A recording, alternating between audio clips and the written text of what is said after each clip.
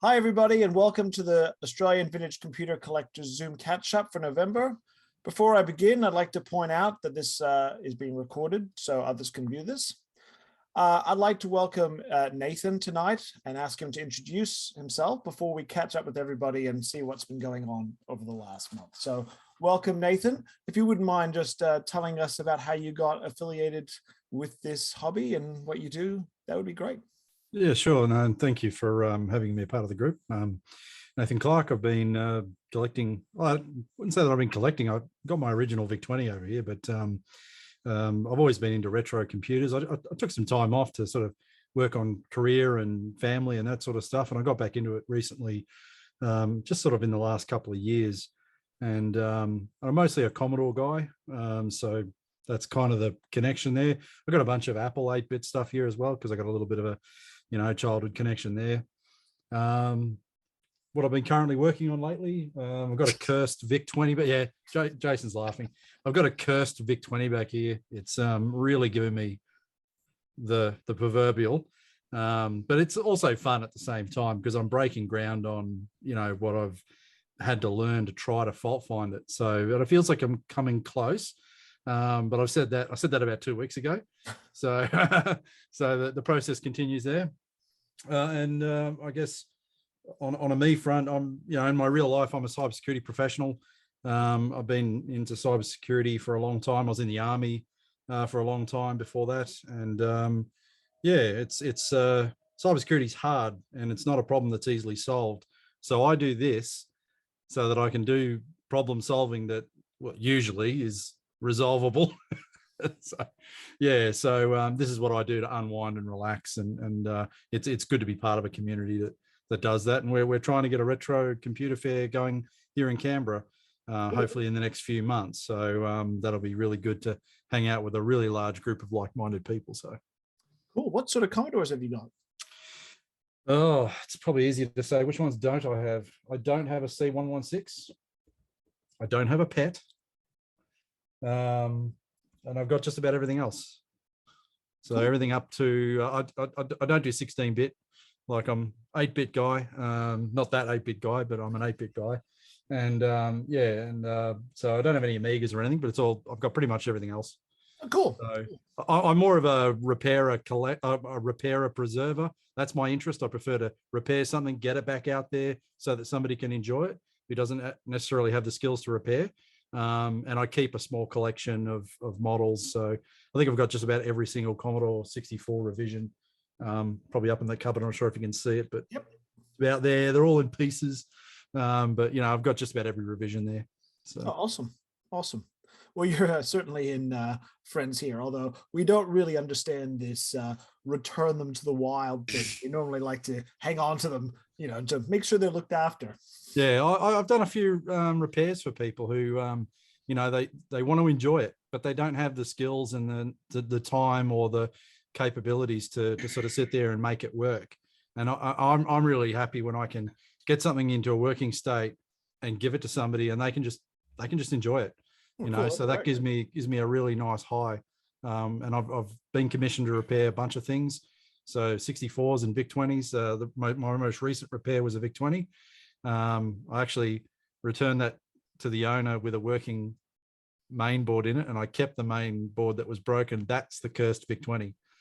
So I gave him a working VIC-20 out of my collection so that he could just enjoy it. And I'm keeping this thing because it's actually teaching me a few things about repairing them. So cool. Win-win in my books. Great. Well, welcome. Thank you. So I guess I'll start with what's I've been doing for the last month. It's a bit slower than the previous month, but in no particular order. So I picked up a dead VZ300 and a working ZX81. Sort of a bit of a punt. I have no idea why I actually bought these items. I just thought that they might be interesting. And so far, I've been looking at there's a ZX serial port, which also gives you Wi-Fi access and a keyboard. So you can plug a conventional keyboard into it. So I've got that coming, and I'm going to try for the second time, because this is not the first time I've owned a ZX81, but I found them awful the first time. And now that I've found some modern hardware that makes it easier to use. I'm going to see if I can make it any more enjoyable. If not, I'll move it on again. I got, I think, did I tell you I got a Pytrex, guys? I can't remember. I did. Okay. Well, now I have the Pytrex in a case. So you can get the case now for it. So it fits in your Vectrex beautifully. Yeah, and that's the Pi just sitting on top. That's all that. I finished my retro challenge, which was scan all those magazines, and I've posted the USB stick off to that guy yesterday. I picked up a whole heap of Commodore stuff last week. You might see some of my auctions on eBay. I was told it was a Commodore 128 and a Commodore 64 screen, discs, all sorts of stuff, and a bunch of random other stuff. And in there was Cassiopeia, which is, you'll see it on eBay, and it had this weird 2G communications modem thing from 2001, which is practically useless. But yeah, kind of neat. Got it working. It's not great. So be mindful if you are going to buy it. It's not great. But there was a Commodore 64 with a Cockroach Turbo ROM switch installed, which was pretty cool. Works really well. I picked up a 1351 mouse in its box with a spare mouse ball, and that spare mouse ball fits an Apple mouse. Can you believe it? Can you believe it? So that is the path forward. So should you not be able to get an Apple mouse ball, steal it, but very cheap 1351. And I don't know what you do there because they're both not cheap. We're not going to hear about balls anymore from you, from mouse balls. Oh, I'll let you know every single time I get a new ball. But if you should anybody want any of these ones, they're still here waiting for a customer. Ian sent me some discs for a CBM2. So I fired up the CBM2 and I tried in a 4040, an 8050, a 8250, and an SFD 1001. And I was not able to read the discs in any drive. I'm not finished yet. I'm going to look at the flux level and see why. Don't ask me why. I'm just curious. Were the discs wiped, or is there any? Yeah, I like to know if the discs were wiped because they don't look like they would be because there's no markings. They look like they should work, and the discs are in perfect condition. If they were wiped, they weren't by me, but you never know when previous owners and things like that. But I do have a couple of other discs here for the 8050 drive. They're marked as for the 8050. So maybe at some point in time at a future swap meet, which I'll get to when I'm talking about, we can give them a shot, see if they. I'll wheel a drive up and we'll bring a CBM2 along and see what we can do. Well, I've also got what are they called? Super Bass and Super Easy Script, or what are easy, yeah. Super Script or Easy Script? Super Script. Okay. They're B versions of Super Script and what's the database called? Super Bass. Super Bass, yeah. So I've still got those discs here for the B series here, but I checked that website you were talking about and they've already archived them. Okay, cool. So they're not of any great value then. But it would give us a chance to try something on your on your machine there. This turned up. I've already showed people. This is a IBM PC Junior original Chiclet keyboard. It's why did they do that? I don't know why they did it, because it looks great and you can put overlays on it really easy because it's like terrible. It's just by the time that came out, Tandy had learned its lesson from the Coco 1 Chiclet keyboard and actually changed to a more normal, easy to type on keyboard. And IBM says, you know what, this computer of ours really needs to be a success, to be a big success. It needs the crappiest Chiclet keyboard that even Sinclair had ditched it by then, and that's saying something because Clive Sinclair was the cheapest bastard on the planet. Yeah. Well, IBM did tighten up and they released an improved version. It wasn't much improved, but if you look at Simi's JX in the background, that keyboard there has a very similar keyboard to the later Junior keyboard. Other way, yep. But I didn't, so I've got the later Junior keyboard and the JX keyboard, but I didn't have this one. So I bought this for $1.99. With How much $50 postage? $50 postage. And America. last thing, I finally played Attack of the Petsky Robots. It's very hard. I'm not very good at it. But yeah, it's pretty cool. Using a Super Nintendo controller on a Commodore PET is pretty cool. The one thing I did notice, because what are you doing there, Dave? One thing that is neat about the, I played it on my original PET 2001, and I tried to use it on my Timex mini PET, but I've got the first release. And when I plugged it in, it didn't work. And I thought, oh, there must be a bug. And then I remembered on the first revision, he's reversed the pins of the user port, and he gave me an adapter, and I just never made it. So I found it in the shed. I just need to solder it up and do it. But then I could play it on a larger, a 12-inch PET rather than my little, whatever. I really want to get one of those mini pets. They look so cool. Yeah, they are cool. I like the plastic one he's done, but I've got my mini PET in a PET case. Yeah. Yeah, cool. And that's The all. exchange rate's killing them at the moment. Yeah, and the 3 months postage probably as well. I'll go next if you want. I've got stuff. Go in. Fresh in mind. So I got contacted on Thursday by Alan, who runs the computer swap meets. This is mainly relevant to the Melbourne people. He asked if we wanted tables today at a real excellent rate, but it was going to be too short notice for most people to get there. And today was a really rubbish day in Melbourne, weather-wise. I went down there because I was picking up some kit that I'd negotiated to buy from someone. So I was there, went and saw him, and he says he's had inquiries, people's hanging out to see the retros back. So he's keen to have us back. So I said we'd do one in December and start from next year. Cross fingers. Monthly. Is that all right with you, Anthony? Not monthly, bi-monthly. Bi-monthly. Yep. Okay, so we will work towards that. I haven't got a place set yet for December, but he says it'll be either Keysborough or Reservoir. Oh yeah. So am I hearing that I need to time my potential upcoming Melbourne road trip for February instead of January? Don't know. We'll see what date they offer us in January. We'll know by mid-December what date they'll give us in January, and we'll take it from there. Like, I don't want it in January too close to within the first week of the new year, because people are all on holidays or interstate or overseas and all that sort of thing. So we'll play it by ear, and I'll let you know. But yeah, they're keen to have us back, and we seem to be quite a draw card with our tables and tables of vintage kit and endless conversation about the nostalgic past.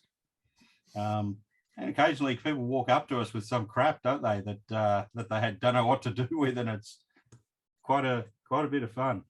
Okay, so that's that one. Along the same lines of computer swap meets, Nathan, you mentioned trying to get something up and going in our nation's capital. Is that right? Yeah, Randall Crook is the primary organizer, but there's a group of us, all wanting to contribute and get something up and running. Yeah, Jason, you guys were trying something back in 20. Same thing. We're talking about the same thing. Yeah. Was that the one that you didn't organize, but you showed up, but no one else did? No, that was a Well, that was just a coffee story. meet. That was a coffee meet that bloody Randall organised himself. It was just me and Jeremy sitting there, kind of having a cup of coffee. No one else showed up, including the organizer. Yeah. So the take up of that was that it could really only grow from there. So it's got the journey of 1,000 miles starts with the step of two people drinking coffee. But yeah, I hope it comes to. I hope it gets up and running, because the only thing the only wisdom I can give you about the Melbourne ones was that it was a fairly inauspicious start. You know, 3 or 4 or 5 of us regulars for a few months, and then it really took off. So you've got to get that first bunch of them out the way, and then the momentum gets going. More people come along. More people start coming along to the computer markets. We have computer markets in Melbourne. I don't know Yeah, if you see, have that's them. the thing. See, the difference is your thing is basically tacking on to an existing event. Yeah. Well, this is going to have to be, we don't have computer markets here, so it's going to have to be something just completely standalone.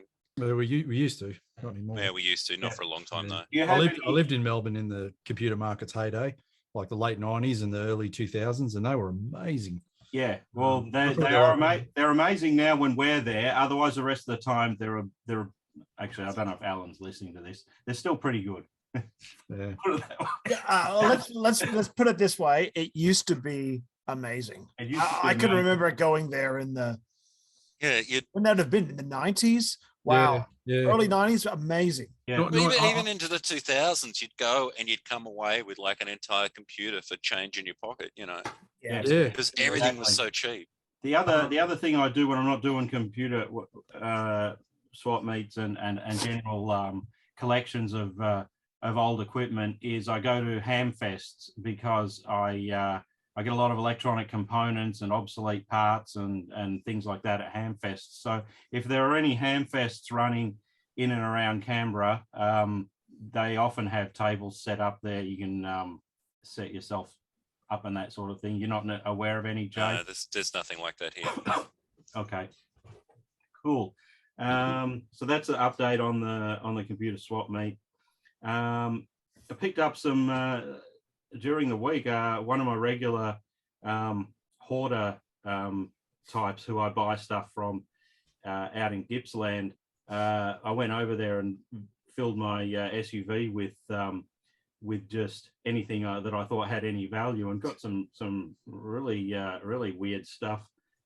I got a which I'm in the process of getting ready to eBay. I've been testing stuff, and one of them is does anyone know anything about a Silicon Graphics blue indigo? Looks like a TARDIS. Yeah. What are they? They're interesting. They don't go for huge amounts of money because they're really specialized. But I don't think this one runs, but it didn't cost me hardly anything. But they're cool though. I mean, Yeah, these are the machines machines they did like Toy Story on. Yeah, They're Oh, MIPS okay. Unix workstations, Yeah, basically. They run IRIX 6.5 or something, I think, for those. Mm. And you can get Linux running on them and NetBSD if you really, really Thank like yourself. pain. Well, this will definitely be one I for the concur with tech. my learned colleague. Yeah, this will be one for the techies because I've put power to it. The fans spin up, the LED light comes on. I plugged a VGA monitor into the VGA port, but no beeps, no other signs of life. But it's stamped RMIT, and I would imagine that the price of these things only sort of big universities would have been able to afford them. Oh yeah, they were $100,000, $200,000 machines. Yeah. Okay. So I got one of those. One of the other things which is on eBay at the moment, which I thought was fascinating, was a black ADB mouse. Did you see that, Anthony? Yeah. In America, they're asking stupid money for them. I just put it up with at a starting bid. I'll see what they go for. There is nothing actually particularly interesting about it other than that it's black. No, But- they match the 20th anniversary. Performer. No, the Performer. The Power Mac 5400 and 5500 Director's Edition. Yeah. Yeah, I've got a black ADB keyboard in my garage that Yeah, but that's actually what they're from. Is from those black Director Edition. Yeah. I just gave one of those away. What I find it interesting is as I continue to go through this guy's stuff, is that if the mouse is there, the chances are that the computer's there somewhere as well. So that may turn up. But I thought that was interesting because I never even knew they existed, these black accessories in the ADB series. But so that was another interesting find there. One final thing, which is I think worth mentioning, though I probably am going to be mentioning something that everyone already knows, because that wouldn't surprise me. I'm not the smartest tool in the toolbox, but so I got a pile of poorly stored PCI and ISA cards, and I'm plugging in the PCI cards, and it's like beeps, dead, like, and at the 9th card, the card worked, and I'm like, this is really strange. So I had a close look, because on the other 8 cards, I'm playing around with the memory and reseating the memory and the EEPROM, because I'm talking about PCI video cards here, and then eventually I noticed that there's some sort of oxide on the bus connector, and I don't usually, because I strip out computers and sell the parts, it doesn't seem to affect a lot of the parts that I get. But what's that? Electrical? Yeah. This is your friend. It comes from JCar. Yeah, I'll get some of that. But without that, I just ran some 800 Red sandpaper.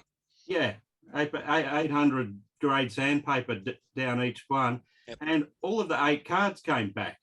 Yep. So I don't know how he stored these things, or how long they've been stored and how badly, but the gold bus connector on every card they looked okay, but they obviously had something on them. Cleaned them up, and all of them ran. So actually I had to pull some of the other cards I'd put in the bin out because I just thought, oh, junk, and pencil eraser works very well as well. Yeah. I use a fiberglass pen. They're quite Fiberglass pen. Brasso's another good one.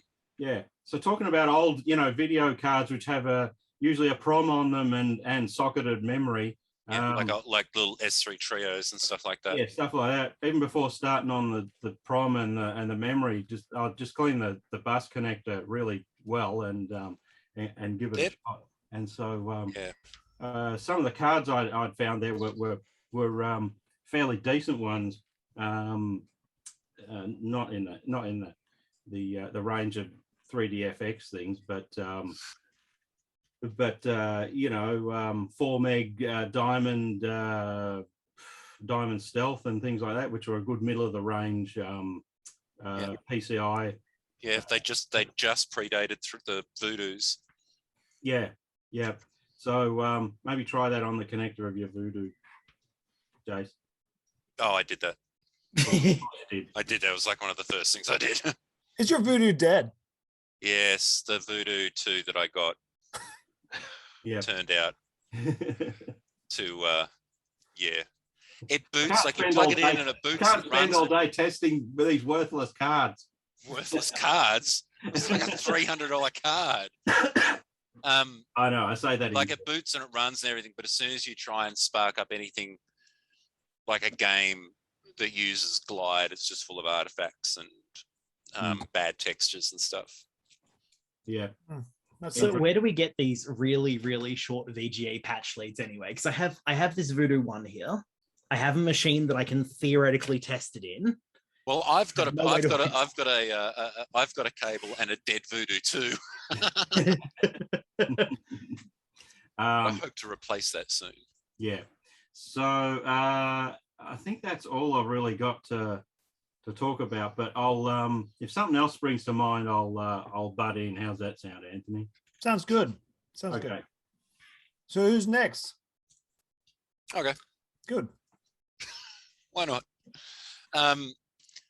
I've for the last month or so have been fallen down the Atari ST rabbit hole. Rip. After picking up a 1040 SCFM and a monitor and eventually a Megafile 30. And I've done a bunch of videos on them.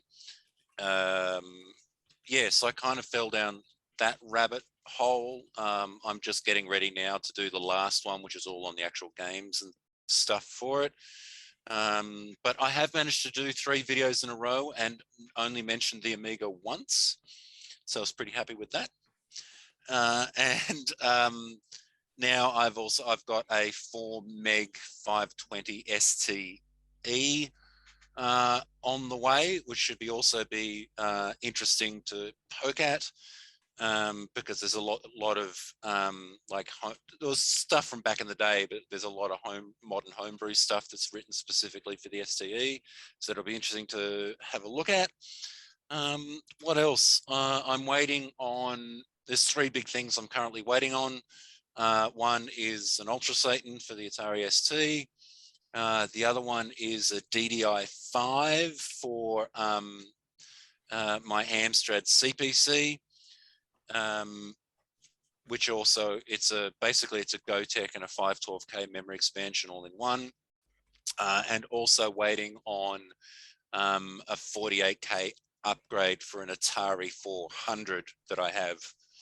It's here somewhere. Other than that, I'm pulling together bits for a ridiculously overkill Windows XP build. What else? Is that what the Voodoo 2 is going in? No, the Voodoo 2 was for another a Pentium 2 machine. I've got this, like, don't get me wrong, it's boring as batshit, but then again, all Pentium 2s are boring as batshit. It's just that era. But I've got this really nice mint complete Dell Optiplex G1, which, look, it's boring, but it actually looks really nice, like all together with the proper big 7-inch monitor and the keyboard, the mouse, and everything. But it's got, of course, rubbish onboard graphics and no AGP slot. So seemed like a good place to put a Voodoo 2. So that's what I've been using. What else has been going on? That's kind of it at the moment. Did a live stream on the weekend with Mark from the Retro Channel. That was fun. We fixed a Commodore 64. We actually used Nathan's epic, awesome chip tester. He built one of those. What's it called, Nathan? Retro Chip Tester Pro. Retro Chip Tester Pro. Yeah, Noel did a video on them a few months ago. Yeah. So yeah, we used that. And that's kind of it. Oh, I did get a bunch of older Apple iBooks G4. So I've got sitting down here.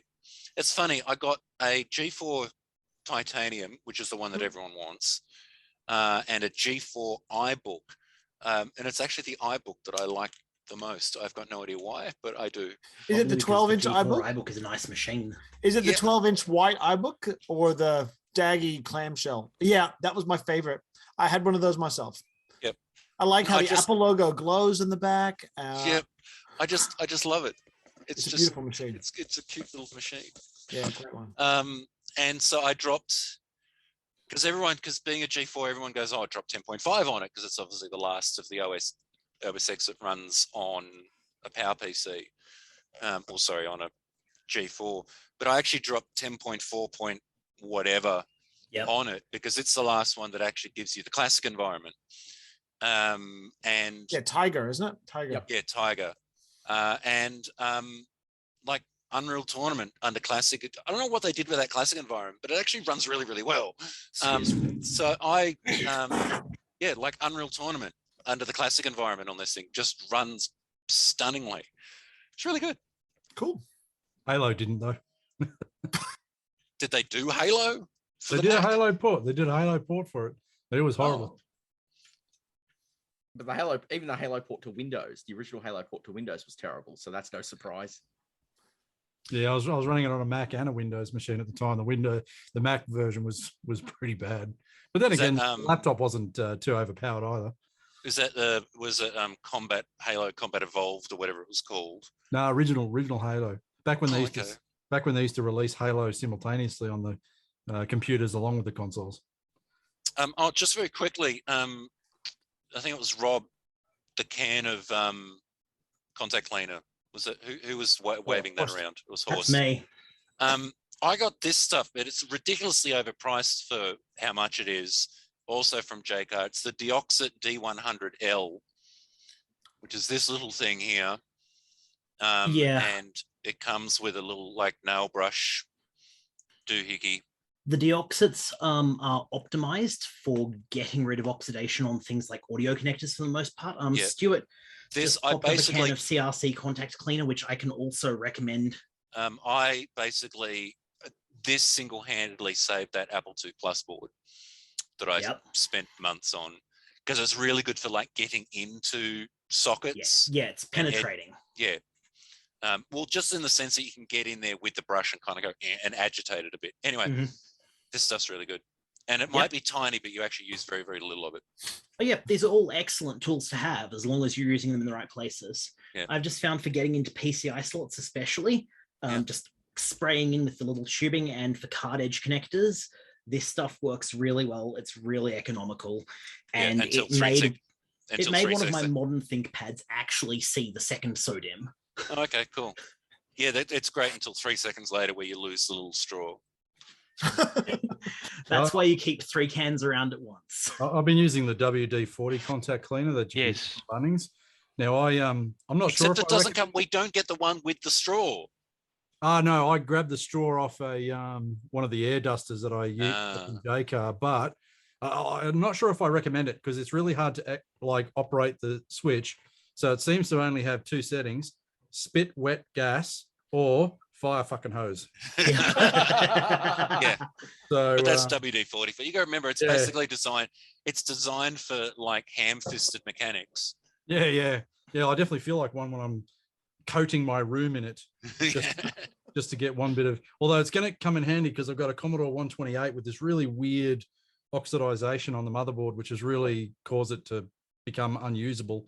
So I am going to lacquer it in that, and then use a horse brush to get all the corrosion off. It's not corrosion; it's this weird green waxy shit. I had an arcade guy look at it, and he just went, "Yeah, that's oxidization, but it's really green and waxy, and it's really hard to get off some surfaces, and it's coating everything. And it's in this really weird radius around the back where the ports are for the cassette port and the cartridge slot." And sounds like it was stored on its end and something leaked in or something. I think so. Yeah, it was in storage when I was trying to get this house built. So I think something got into it. But yeah, that's sitting on my pile of things to do. Cool. Anything else, Jason? No, I'm good. Oh, all right. Who would like to be next? Why not me? So first thing I finally got my hands on is a mega cut for the SC3000. Oh, sweet. They started doing a run of them. So I was messing around. I grabbed some footage from some SD3K games for an upcoming secret video. That's been really. It's technically it's going to be a side supporter only one to go for my main end of year project. The secret's out now. So you've ruined the secret. Well, No, maybe I'll throw it in just chat. hype so that we decide to support Rob so that we get to see. Would you like me to censor this video? Join his Patreon and get to know more. Join his OnlyFans and get to see. It's a line. Please not. So yeah, I was playing around with that over the long weekend. I spent today playing around with an amazing new Atari 8-bit game called Final Assault, which is this first-person shooter. I will throw its link in chat and could do a quick screen share because I got the footage. A first-person shooter on an 8-bit Atari. Yeah. I'm assuming it needs like every upgrade under the sun to run. 64K RAM. Seriously? Yeah. Let me share. Let me share it. I'm just going to share the view with VLC and show it in action. What the?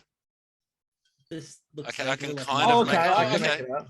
Now I can make it out. When you're not like looking at a wall. Yeah. Is that a carrot? Yeah, it's supposed to be a pulse rifle. It's Rob It's walking not a around carrot. it's Rob walking around with this fly undone. Yeah, and that's like all that needs is 64K RAM. Okay, you can kind of work out what it's doing. Actually, one thing I'm really looking forward to, Doom. yeah, with this 520 STE that's on its way, it should run the new Wolfenstein for new Wolfenstein. Oh, the Dread. Yeah, no. There's actually a Wolfenstein port as well. Ooh. But yes, there's also Dread because it needs 4 meg of RAM or whatever. They both do. Yeah, because I've been following Dread on the Amiga side of things. I haven't actually loaded it onto my Amiga yet. but no, I'll be checking that once that 520 rocks up. I'll be checking that out as well. Yeah. But this so that, one. Yeah. Sorry, I stopped the share. But No, yeah, it's all right. No, I'm looking at the link. Yeah, we I go. posted that in chat. Yeah. For what it is, like I said, it's just an executable. So I just loaded it on the XE through off the FujiNet and off one of the mirrors that had it, and it just Oh, like yeah, it's just an XEX file. yeah. So I can just stick it straight on my S drive and off I go. Yep. Sweet. 60, all you need, 64K RAM, and that's it. It's amazing. It's 800 XL. That's it. Done. Yep. Wow. That's kind That's of pretty cool. That is Yeah. pretty cool. For Yeah, what so it is. I found it a really good game. Like that's basically Fortnite video. That's the next video I'm going to work on. So I've been trying to do a couple of smaller ones in the lead up to, because for the end of year, I did a roundup earlier of the year of racing games for the Mega Drive. And that's following last year when I did a bunch of them for the 64. So at the end of the year to round up, I'm doing the equivalent, but for the Master System. So I've just finished. Yeah. So I've just finished doing the primary capture today. Master System is like my all-time favorite console. I've grown. I never knew anyone with one back in the day, so I never really got to experience it. But I got a freebie. So see, that was my first console. Yeah, my first console too. The Master my- System 1. My first console was a hand-me-down 2600 Junior, which is the one I still have, which now I have AV modded. But this Master System I have was a French one that Oh, that's dusty. That a friend had lying around, had no use for. He's like, it's the French RGB only one. So, Okay, that's a little bit creepy. Only a little bit though. Only a little. So yeah, so that's sort of what I'm working towards. All the footage is captured, and I've written about half of the script for it up because it's like already 4,000 words. It's going to be a bit more, and that's going to be the final thing for the year. What else have I been doing? I've been continuing tinkering around with following the Jim Bagley tutorials for the Spectrum Next. I finished all the ones in BASIC, so now it's like I get to start moving on to Z80 machine code. I'm so sorry. I'm curious because like I've got faint memories of doing some 6502 stuff on the C64, and I want to start picking that up again eventually. But yeah, it's sort of like structuring.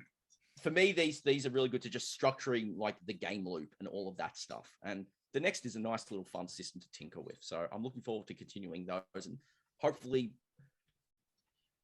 I just had an idea for that kind of weird gap between Christmas and New Year. We should try and organize an Aussie YouTubers recorded like something like this, or a live stream or something. Yeah. Sorry, random thought. Yeah. Let's get our people in touch. I'd be My people will call your people. It'll be fun. Yeah, that'd be pretty neat. But yeah, I mean, other than that, I mean, I had a video go up last night looking at Millipede for the 2600 and 8-bit computers. And then I had Project Firestart go out at the end of last month, which I was really proud of, which is an amazing survival horror game for the 64 that is kind of deserves a bit of a stronger place in history. And I picked up and I just got an AV modded Atari 7800 this week. Oh, sweet. All I've got so far is just built-in asteroids, but I've got a Concerto cart on order, which is I got one. Yeah, that's sweet. Is that the 7800 that was on eBay recently? Yeah, I think the guys had a couple. Okay, yeah, there was one that I was right on the edge of buying. I think it was about 350 or 400 bucks or something like that. This one was 250. Oh, okay. No, well, this is a complete one with like box. Yeah, I think it was boxed. Console AV modded, a couple of pads though. One is doesn't go right, and the 32-in-1 2600 cart. Yeah, that was the best cart. Yeah. Yeah, and did it have a random regular 2600 cart game thrown in as well? Yeah, the green 32-in-1 cart. Yeah, that's it. Yeah, I'm sure we're talking about the same one. I thought it was more than that. Anyway. Yeah. He had another one listed up which had 5 random 2600 games. Oh, okay. At some point, I'm probably going to do an Atari Age order to order some 7800 homebrew as well. Because I'm kind of impressed. Like I'm happy just playing.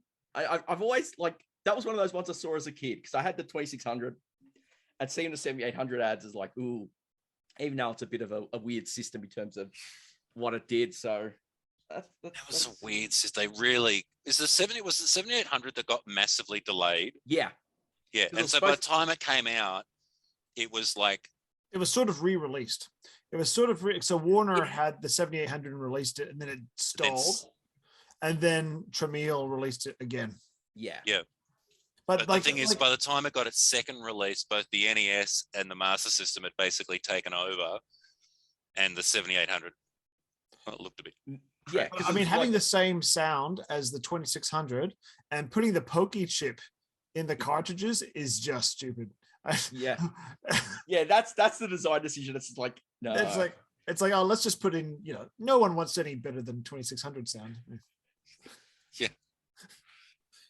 Yeah, it's We've only got Nintendos and Master Systems selling by the bazillion. It's a weird bit of history, but it's kind of the stuff I go for these days. I like enjoying just weird stuff. Like I think it knocks off a lot of my channel audience when I do something like some Atari 8-bit games. It's like, oh, I love that machine. If I'd grown up, if I was old enough, the original 400 and 800 came out a couple of years before I was born. So if I was old enough to be able to go, Star Raiders would have sold me. I love my 800 XL. I just think it's like one of the best computers I own. I just think they're a really, really great computer. Yeah. I mean, I've got to get this RAM swapped on that because I've got that and the 130XE, which is sitting next to me right now with the FujiNet plugged in. And I really love the feel of the 800 XL as well.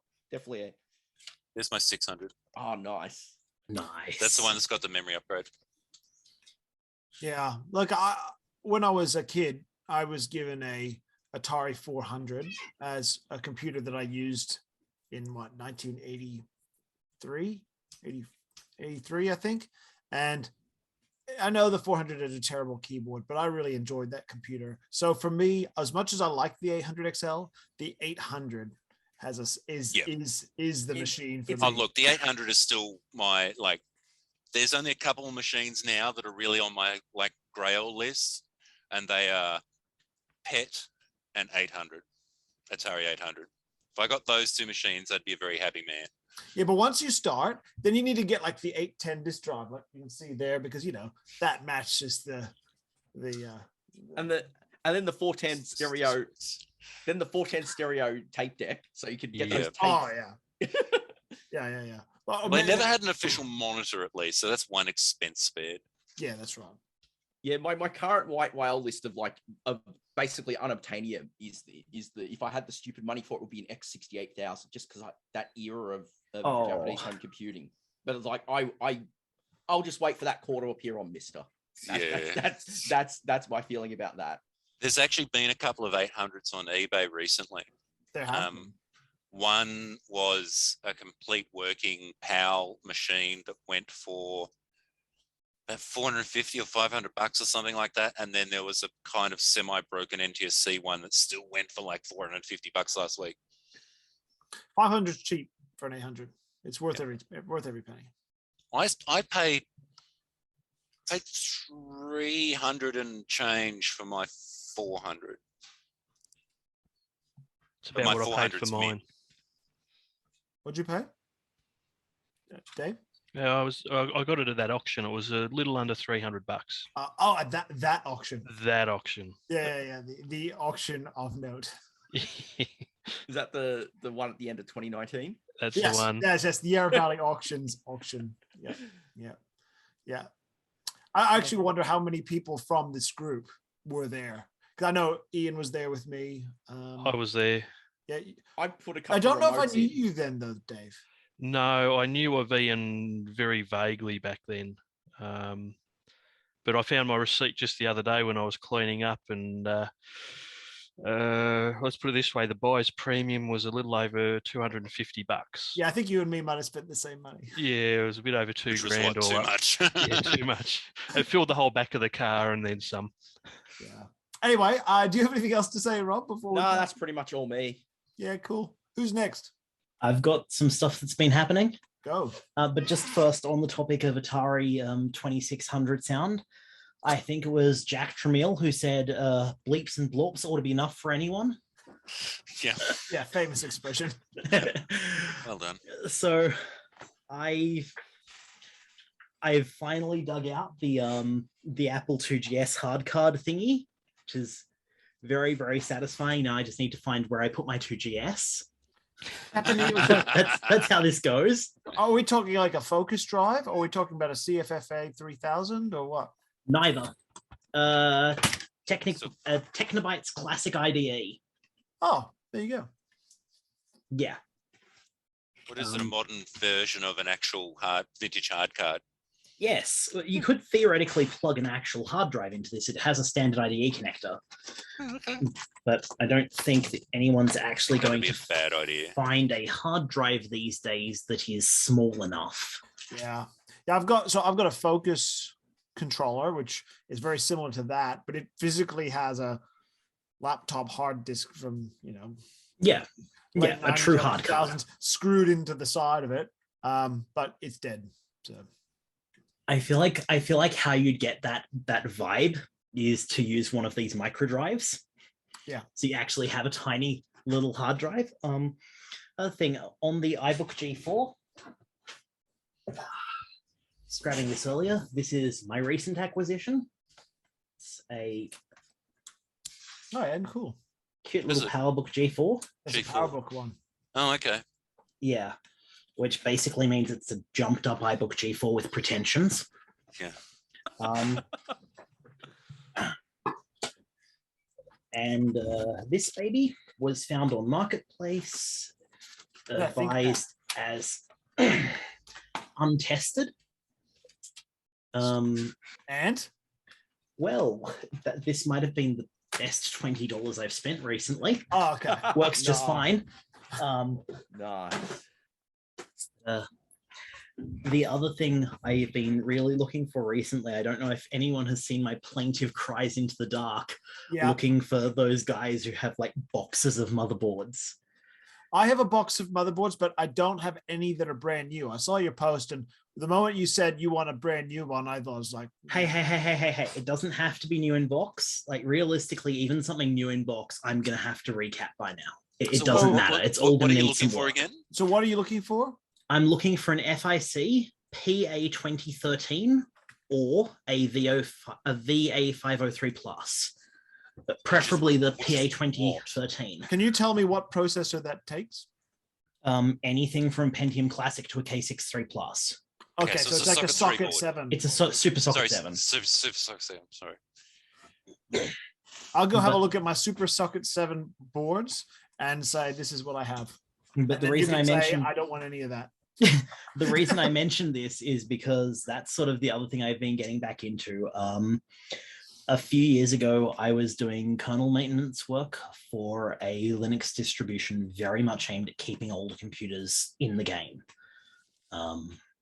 We sort of said, realistically, you probably want an 800 megahertz machine to use this, but we were doing our testing on 200 megahertz machines just to make absolutely sure that it was still like within like that criteria. 233 MMXs and stuff like Yeah, that. yeah, exactly like that.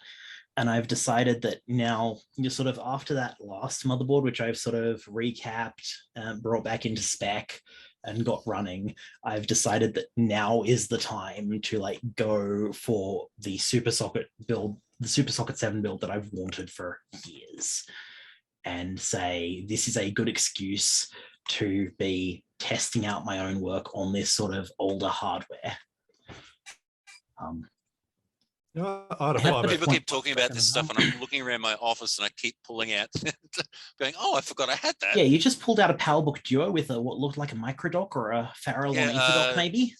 Yeah, what is this? It's a power Duo 230 or something. Yep. I don't have a power supply for it. I was actually going to butt in and go, "Hey, if anyone's got a power supply for one of these," I think those It's a take Duo the same 230. power supply as like the these.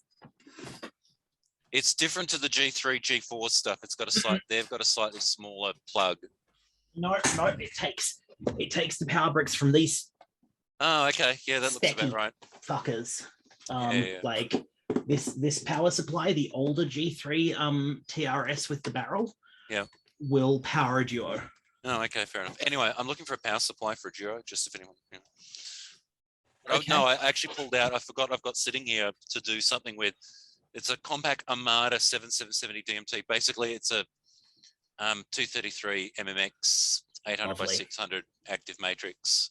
That'd make a nice little machine for that project you were talking about.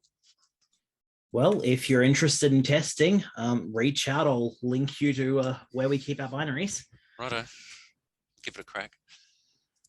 Cool. But yeah, I'm currently bringing that up to speed because it hasn't had proper kernel work for a better part of 2 years, during which time I was just screaming into the void. So good things coming this way soon. Cool. Awesome. Anything else? Oh, yeah, and I have some video cards, but I don't think those are as exciting because I have no idea if they work. So with just so you know, the 3DFX card, all you've got to the way it works is you have a patch cable, a straight through coming from your 2D accelerator, and you have correct. the 3D accelerator plugged into the monitor. Yeah. So what you do, I know how those work. Yep. So if you tested it by plugging your monitor directly into that card and then run the game, then swap your monitor to the other port, and then it'll work. Because what it does is it moves control from one card to the next card. I thought that can't be the case because this fucker's a Genlock chip. You need the 2D acceleration underneath. Yeah. Otherwise, the 3D card can't actually draw anything. Yes. You need both cards active to be able to play a game on the 3D card. Yeah, on the 3D effect, on the Voodoos, yeah, it's purely a, think of it like a video coprocessor. Yeah, it's an overlay card. It's the later Voodoos, like the 5500, I think, that had the Voodoo both 3s were standalone functionalities. and the Banshee. Yeah. No, sorry. The reason why I bring this up is I used to have a Voodoo one, and I used to play, my favorite 3DFS game was Die by the Sword, which I still own, that original copy, which is not a great game, but I thought it was good. And what you could do is you fire it up. The moment you see the 3DFX, well, you start up, then the standard video card will actually stop displaying. You can grab the cable, move it to the next one, and then you can see the 3DFX output. So that's something you could try, because that's something I did like 20 years. Was a try. So do you know what I'm saying? So you'll use your DOS machine and you'll be going in there. The moment you run the program and it swaps to 3DFX mode, you can grab the cable, swap to the next card, and then you'll get output. Okay.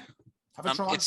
In saying that though, I don't think the length is a problem. You can just get a VGA extension lead. Oh, right on. Yeah. Yeah, just get a VGA extension lead. Obviously just get the shortest one you can for neatness. You have 3 meters hanging behind your computer. But that should work. That's all it is an extension lead. Yeah. It's just one of those tidiness things, you know? Yeah.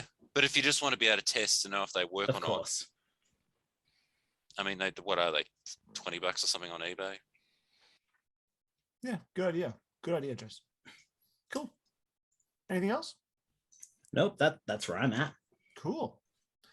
Anybody else? Yeah, I'll go next. Yeah, cool. So I managed to get my Amiga 1200 from the Netherlands. It only took 13 days. Oh, wow. Pretty good. From the Netherlands delivered to Canberra, which was quicker than Melbourne. Yeah. Just quicker than anywhere local, so to speak. So I'm very happy with that there. And then I don't know why, but we've all talked about rabbit holes. So I went down the rabbit hole and I picked up an Atari ST as well. I know. You're the inspiration, Jason. Yeah, I know. Have you ordered the Ultra Seton yet? No. Or at least a Gotek? I have a Gotek already, yeah. Fair enough. Do you want me to print one of those fancy frames that I did? I don't know. Maybe I should. Well, you can mount it internally that way. Yeah. So one of the things that I got threw me off with this ST was that on the back of the computer, the sticker says it's an Atari ST-FM, but on the rear ports, there's no modulator. This is Ian's. You bought this from Ian. Did I? Oh, maybe. I know, because he asked me about it before he put it up on eBay. Okay. It was just like, this is really weird. And I even sent a message to Reese, as in like Control Alt Reese. I just went, this is really weird. And he's just like, that's really weird. Yeah. Well, then, yeah, it must be. So, yeah, as soon as I got it, I cracked it open, took a couple of photos and stuck it up on the ST Facebook page, and they said, yeah, that's weird, but it's probably just Atari running out of stickers. Hey, Anthony, have you tried using the eBay dispute resolution service? No, I'm too smart for that, Anthony. I clearly stated in the ad that I don't believe it's an STFM, even though the sticker says so. But actually, purely out of curiosity, what are you actually missing out on? The RF modulator, and that's like it? That's it. Yeah. That's M. Damn. Yeah. So upset over that one. Yeah. No, I'm very happy, and as far as I'm concerned, I have the AAA, which is the Apple, an Amiga, and an Atari, and no, I will not be getting an Acorn. Have you ordered a SCART? What monitor are you using? Nothing at the moment, no, but I've got a scaler, and I'm just going to stick it up onto HDMI. Yeah. That's what I used Oh, to- wait, so you're going to use a SCART cable? It came with a RGB cable. Yeah, it did. Yeah, so Like a SCART cable? no, a DB9 Oh. DB9 and and an RCA hanging off of the back. it came with a Philips monitor. But it lasted a whole 5 minutes before its flyback went. Right, As- like a as Philips monitor. CM883 monitor, whatever the hell Yeah, they were. so I'm waiting on a flyback to come from Europe, and then the monitor will be available. But I tested that thing using a scaler, and yeah, that works great with the ST. I tell you what, I did find inside it a spider. Yeah, I know. Oh, my Friendly? goodness. Bonus. Yeah. Well, Ian tests, he doesn't clean. Was that on the description as well? that was, Is that on the eBay Is that description? I've, and the included accessories? I've found inside TRS-80s mouse shit, dead cockroaches, Found dead a mice. mouse in a printer box. Mice. Yeah. Yeah. Yeah. So I have to say, yeah, I'm very happy. I've just got to clean it all up and restore it and all that sort of stuff and just get it going. And then, like I said, I have the 3 computers that I've always really wanted at the end of the day. Like I said, I'm an Apple person from the beginning, never owned an Amiga or an Atari, but, you know, when you're growing up, they were the 3 for me anyway. So, yeah, now that I've got it, I'm pretty happy. So when you say you're an Apple user, what were you using at the time? A Mac, I'm assuming? No, 2C and a 2GS. Oh, right. Yeah. Cool. Yeah, after the GS, I switched to PCs. Yeah, same as me. I still don't have a monitor for my Port 2GS. 2GSs go for ridiculous money on eBay right now. Yeah, unfortunately, my monitor died. And while I'm at it, does anybody have a 2GS keyboard that I could buy that's not going to rip me a new one? Does When it you say have a to be the 2GS 2GS model, or does it have to be any model that a Isn't 2GS it just can talk to? ADB? ADB Yeah. or keyboard? genuine 2GS? I would prefer. I want a genuine 2GS one. Oh, You're okay. dreaming. No, No. yeah. Not happening. You Never will, be happened. you will be bending over without lube. Even when I sold Hey. my last 2GS earlier this year, I had to include a Macintosh ADB keyboard. Yeah. Maybe I bought your one. No. You might have. I don't know. I sell a lot of stuff. Sooner or later, everyone buys something from me. That is true. Hands up here who hasn't bought from me yet. Well, I didn't even know until right now that I bought from you. I'm ubiquitous in this hobby. Yeah, no, that's fair enough. I mean, yeah, no, look, it's. I mean, yeah, 2GS keyboard is just. I think it's one of those last things that I want, and then I'm good. No, And that's there's it, never really. a last thing in this hobby. There's always, Yeah, There's the always a new last thing grail. is- the last 5 thing years is later, on it, and then what's I the- got to try. I got to try and say it's the last thing, and then this is recorded, so then somebody can come back and say, you know what, you liar, you said this was the last thing. That is absolutely why we record, to call people out. Tell your wife that. You don't tell your community that. No, The she's last sitting- piece she's of my sitting right next collection to and me. other funny jokes you can tell yourself. She's I sitting right had- next to I me had watching her ac- TV, but she's got headphones on, so she can't really hear me talk, I think. See what happens. I had actually forgotten that the Atari 600, 800 series existed until I saw that. And I thought, that's right. My family had one when I was about that tall.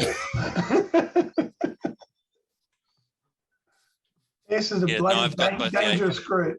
Yeah, I've got both the 800 XL and the 600 XL. And the 600 XL is really easy to upgrade to 64K, so same as the 800. So you're not really missing out on much once you do the memory upgrade. Yeah.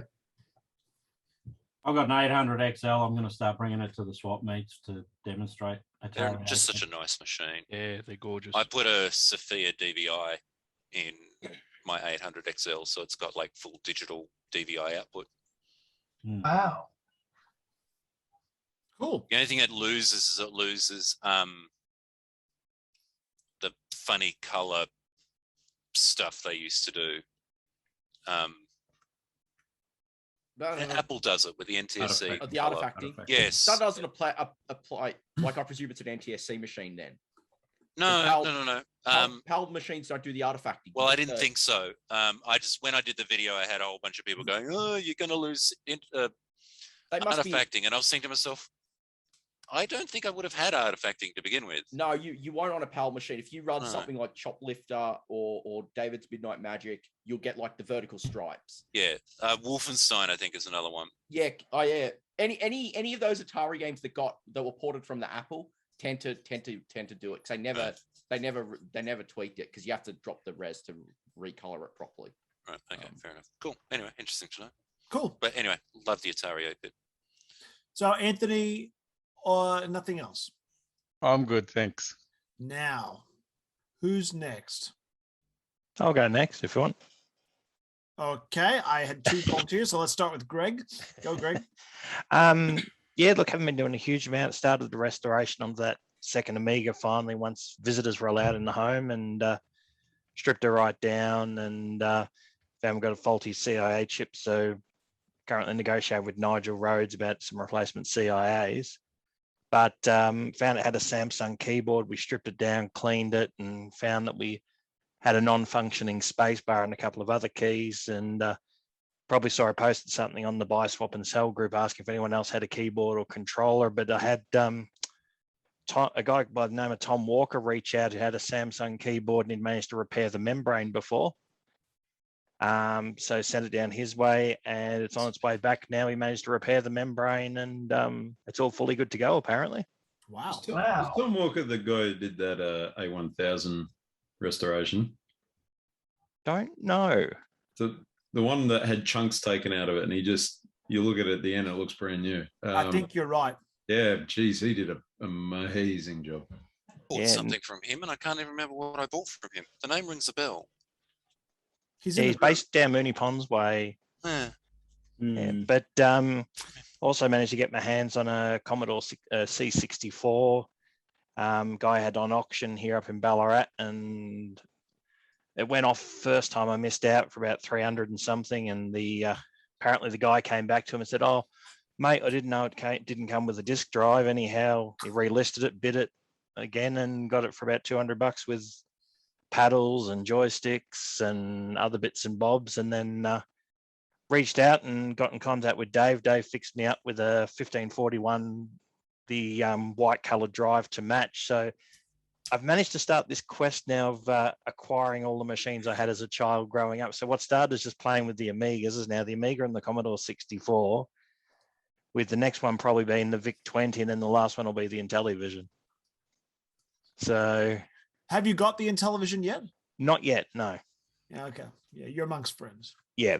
So I sort of looked back and sort of went, okay, we had an Intellivision, we had a VIC-20, we had a Commodore 64, then we had the Amiga. I thought, oh, yeah, all right, let's do it. So yeah, then you'll have to collect the original 125 games. Yeah. I've actually got an Intellivision somewhere. Where is it? No, because I've got both the musical keyboard, the voice synthesizer, and the computer. Whatever it is with the keyboard. No, I've got the musical keyboard and I've got like the keyboard. So it had a computer keyboard with it as well, did it? Yeah, the ECS. Yeah, the ECS. That might explain. I had a memory of some kind of keyboard for something, and I spoke to my father, and he goes, "Oh, I can't remember this keyboard that you're talking about," and that. And I've got a picture in my head, but hang on, Anthony might have one. Yeah, it was a Oh, horrible chiclet thing. It's in the next room. Oh, But in the next room. But I mean, there are amazing titles you can use. You can see the picture of the keyboard on the top of it. So like these are like the console only one. Sorry, ECS one, and also Jetson's Way with Words, and a couple other terrible ones. But yeah, no, look, the ECS is a must get. That way you can go on the internet. I got to admit, in television, I got it all. I did a video, haven't touched it since, and that was about 2 years ago. So if you're looking, let me know. all right, will do. But yeah, I tried to salvage the data set. Unfortunately, wherever he had it stored, I poured about half a canister of WD-40 in there, managed to free up some of the buttons, but the play and record and all that was just too corroded and too far gone. But no, Dave fixed me up a treat with the 1541 drive and hit up, what's his name, Jason McCarry on Dave's advice for, what was that power thing called, Dave, again? Power saver. Yeah, a power saver because it's got the old original, C64 brick and that. And then while Jason and I were discussing, he goes, "Oh, you want this better video lead as well to put it out via RCA rather than I had it just plugged in the RF into an old monitor and old TV." But yeah, so in the middle of sort of finishing off the restoration of the 500, we know everything else works in it, and the case just needs a bit of retro bright. And got one of the the Commodore 1084S monitors playing up, but I got a guy up here who loves to dabble and fix those sort of old monitors and that, so he's going to take a look at that for me and try and resalvage it and keep it going and that. But yeah, no, it's proven a good little project for a friend and I to do these restorations and that. So great. Next time you're talking to Jason, he does a great little device. I've got one here somewhere. It's the Pi 1541 with an Plus Epix yes. with an Epix fast load built into it. And this is just makes life easy. I think you did. Having the 1541 is great and all the rest of it. Yeah. But this is just great to have.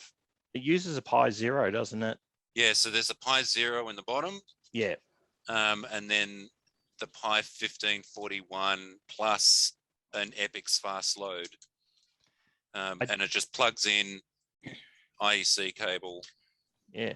I got a bunch of PCBs for that. I'm just I was going to say, yeah, I did have a chat to him about it, but Pi Zeros were hard to come by at the moment. Yeah, it's because they're releasing the Pi 02 at the moment. That's why. Yeah. But if you can get one, these are worth it. Unless you want to go spend the ridiculous amounts of money that an Ultimate 2 cartridge is, these are pretty good. All right. That being said, Ultimate 2s are awesome. I'm sorry, I'm Ultimate 2 Defense Force. Like, yeah. I think it's worth especially for the cartridge support and for being able to use utility cartridges that aren't the Epix fast load. Give me a retro replay image any day of the week. I guess I just asked myself what is it that I actually want to do? Yeah. DMA load. DMA load is the other ultimate feature. Just mount a disk image, find a program, mount DMA load like this. Yeah. And that's basically games. Yeah. We're done.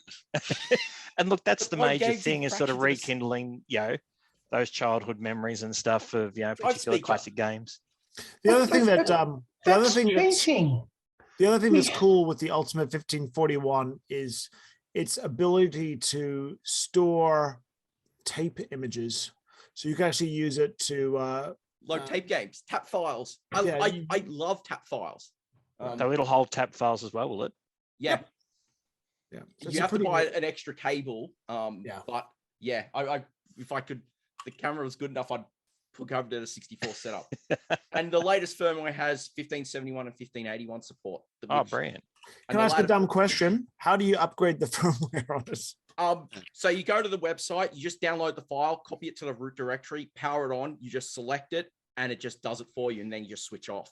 Yeah. Oh, okay. So it's pretty straightforward. You just need to make sure you get the right one for a 2+ version versus the original Ultimate 2. Yeah, well, I picked up one of those ones called the SD2 IEC from Jason as well. And yeah, look, it works. It's more real-timey kind of stuff. And it's doing what I need it to. Yeah, look, that's true, and they work. But yeah, the thing I really don't like about the SD to IEC is as soon as you've got a game that takes 2 discs, I just find that, look, I know it's meant to be able to do it, but as far as I can tell, the whole multi-disc thing on a SD to IEC is just some kind of black magic.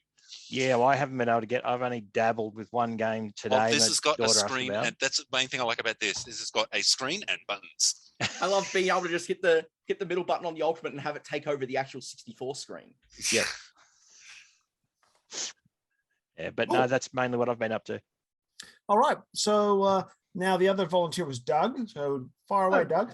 Yep. Hi, I'm Doug. I'm in Canberra. I've been collecting. There's another Canberra. That is correct. I've been collecting the standard range of, Terrace 80 Model 1, Model 4, MSI, Commodore PET, Apple IIe, etc., etc. Basically, all of the machines that I couldn't have when I was a child. So once you become an adult and no one's there to say no, and there's a buy it now button on eBay, then everything is just bloody dangerous. We're all 10-year-olds here. I'm absolutely confident that I've bought a free HD, I believe, from I think from Ian. And yes. maybe even a Terrace 81 expansion, thing that sits beneath the monitor, all of that stuff that was absolutely unattainable when I was a child. And just rediscovering how well integrated all of the computing stuff was if you actually were able to buy all of the correct accessories. Things like, the Terrace 80 had a hard disk, and you go, oh my God, what do you mean I don't have to watch those little flashing stars as I load up a tape? And the my Commodore PET, what is it? It's like a 4032 or something. And there's a little SD card thing that just plugs into the auxiliary port, and lo and behold, there you go. What do you want to do? And the world that we live in now is spectacular. The stuff that's driving me insane is how do you deal with monitors? Because the whole world's gone VGA, HDMI, blah, blah, blah, blah. And I do have an old 15-pin VGA. I do have an old composite monitor attached to attached to my MSI, and I'm still lucky enough to have that. But that stuff has a definite expiry date. There will come a point in time when my background is electronics repair, so there's no issues with that. But there'll come a point in time when the EHT transformer on that monitor says, I've had enough, at which time the party's over. So, yeah, monitors are tricky.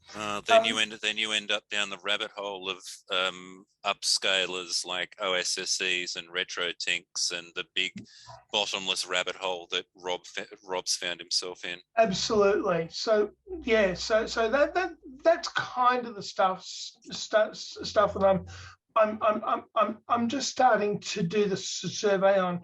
I've been sidetracked recently with this RC 2014 stuff. Holy crap. When I was going through TAFE, if I'd have produced this as a final engineering project, my teacher would have wet their pants. And that world is trivial, and ka-chink, there you go. It's a full CPM system, Has that got the CPM card? No, I lie. I haven't got the compact flash disk on it. But this is a full CPM system. You don't even need to think. And then you move on to this. We have so many intersecting groups within Facebook. We've got the Vintage Computer Group. We've got the S100 Computer Group.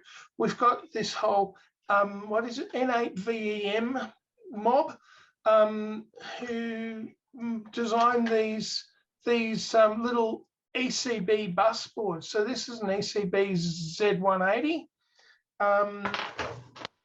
No, it's not. It's an ECB 80186.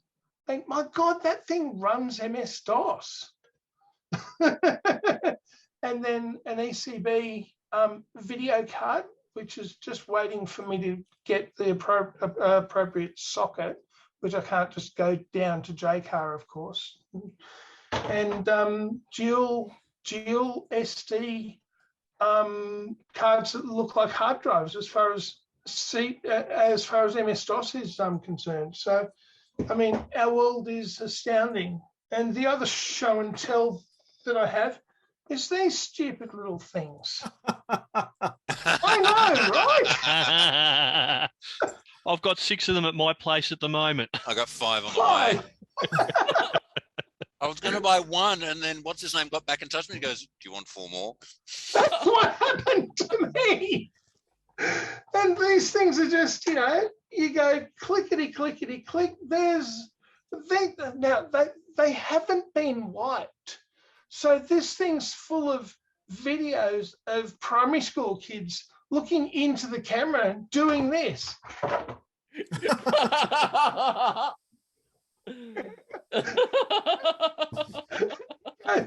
Dude, data security 101, wipe the stuff before you sell it. hang on. So you got one of the XO4s, did you? Yeah, I did. Okay, I've just ordered one, so I'm what I'm hearing is I should take a look on the file system and see what's interesting.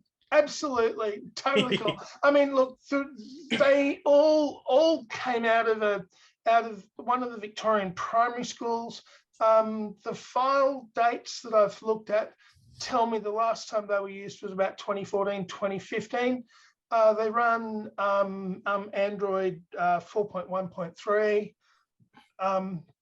You can put Fedora on it too. I've just done that with one of them.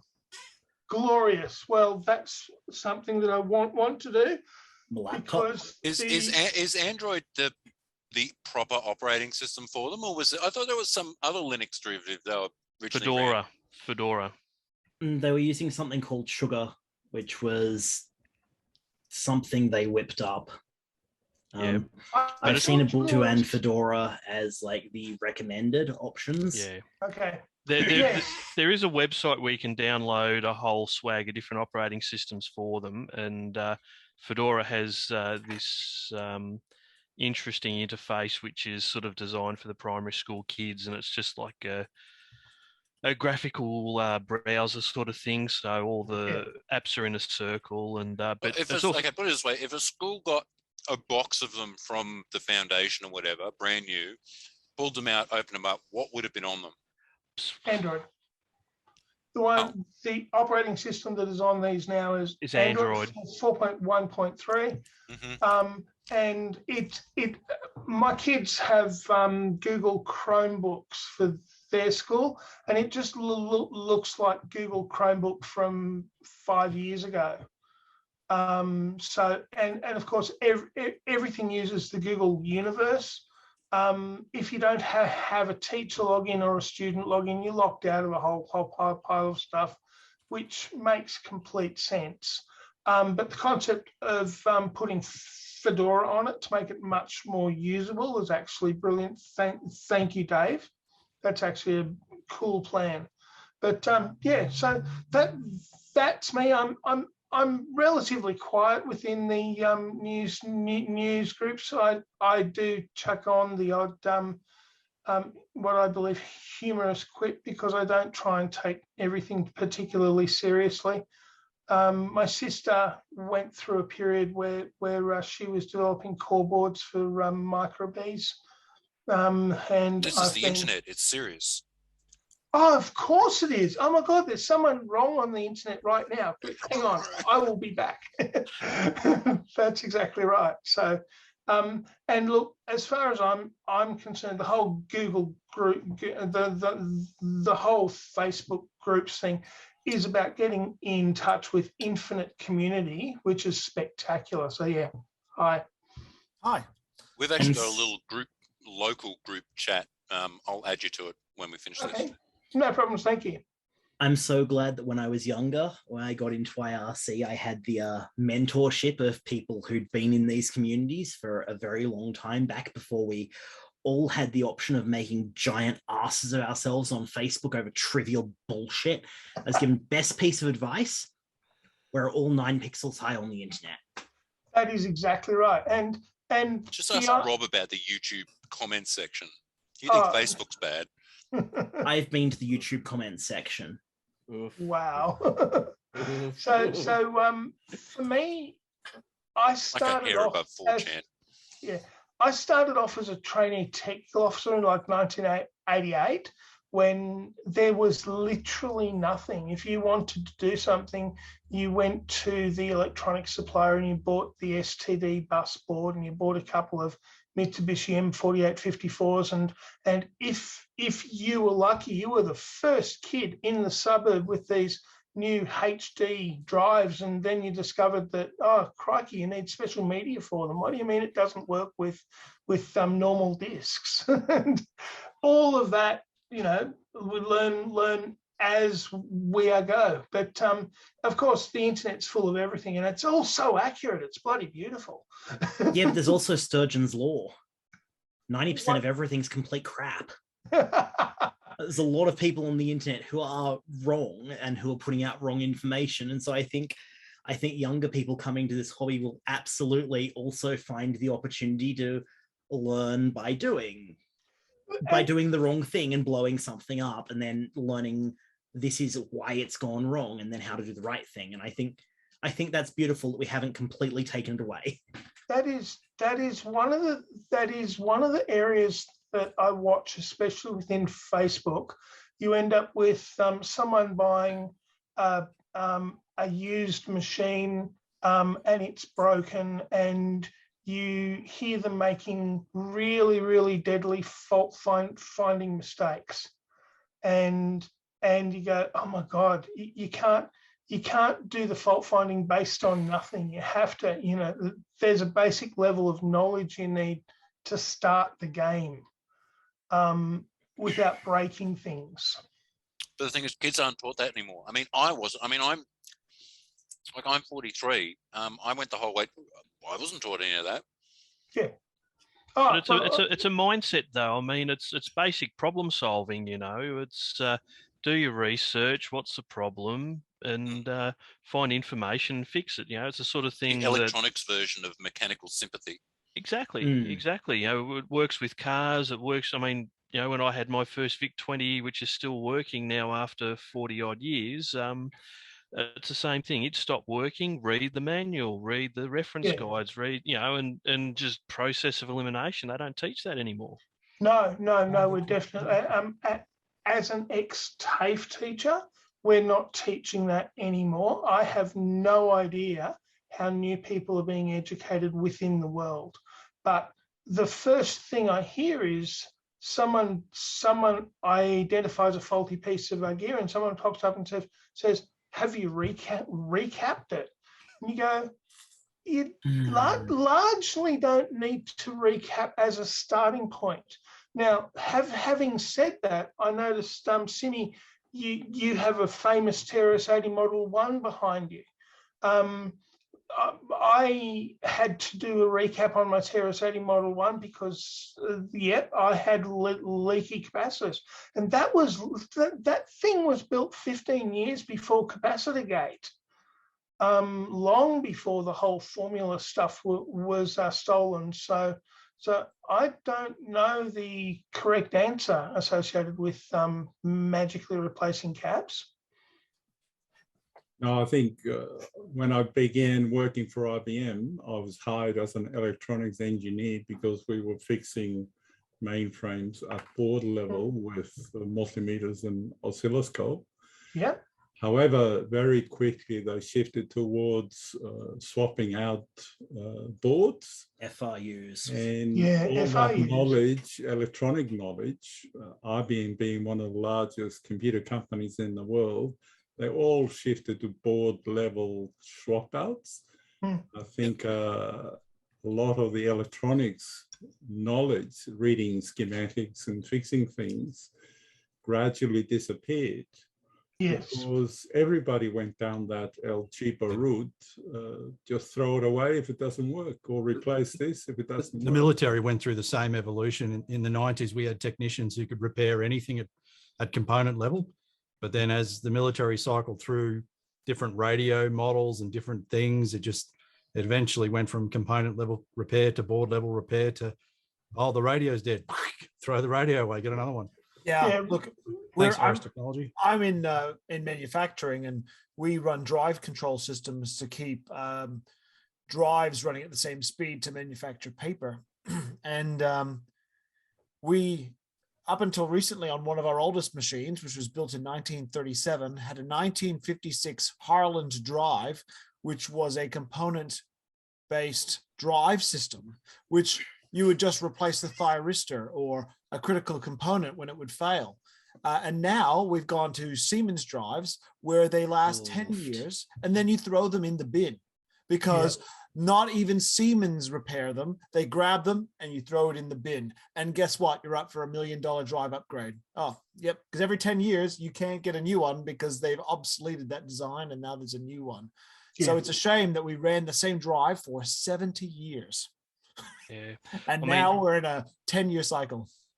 I mean, when I was in the military, a lot of the stuff that we were dealing with in the 90s was all based in the 70s and the 60s. So, and if it was made in the 70s, you can say it was designed and put together in the early 60s of that, just given the length of the acquisition process. 77 sets. Yeah, exactly. Well, I mean, I was Navy, but, you know, sonar stuff was using paper tape in the 90s.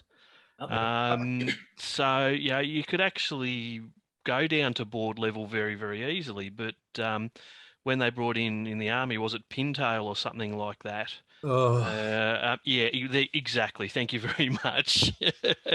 And of course, in those environments, you can't do component substitution.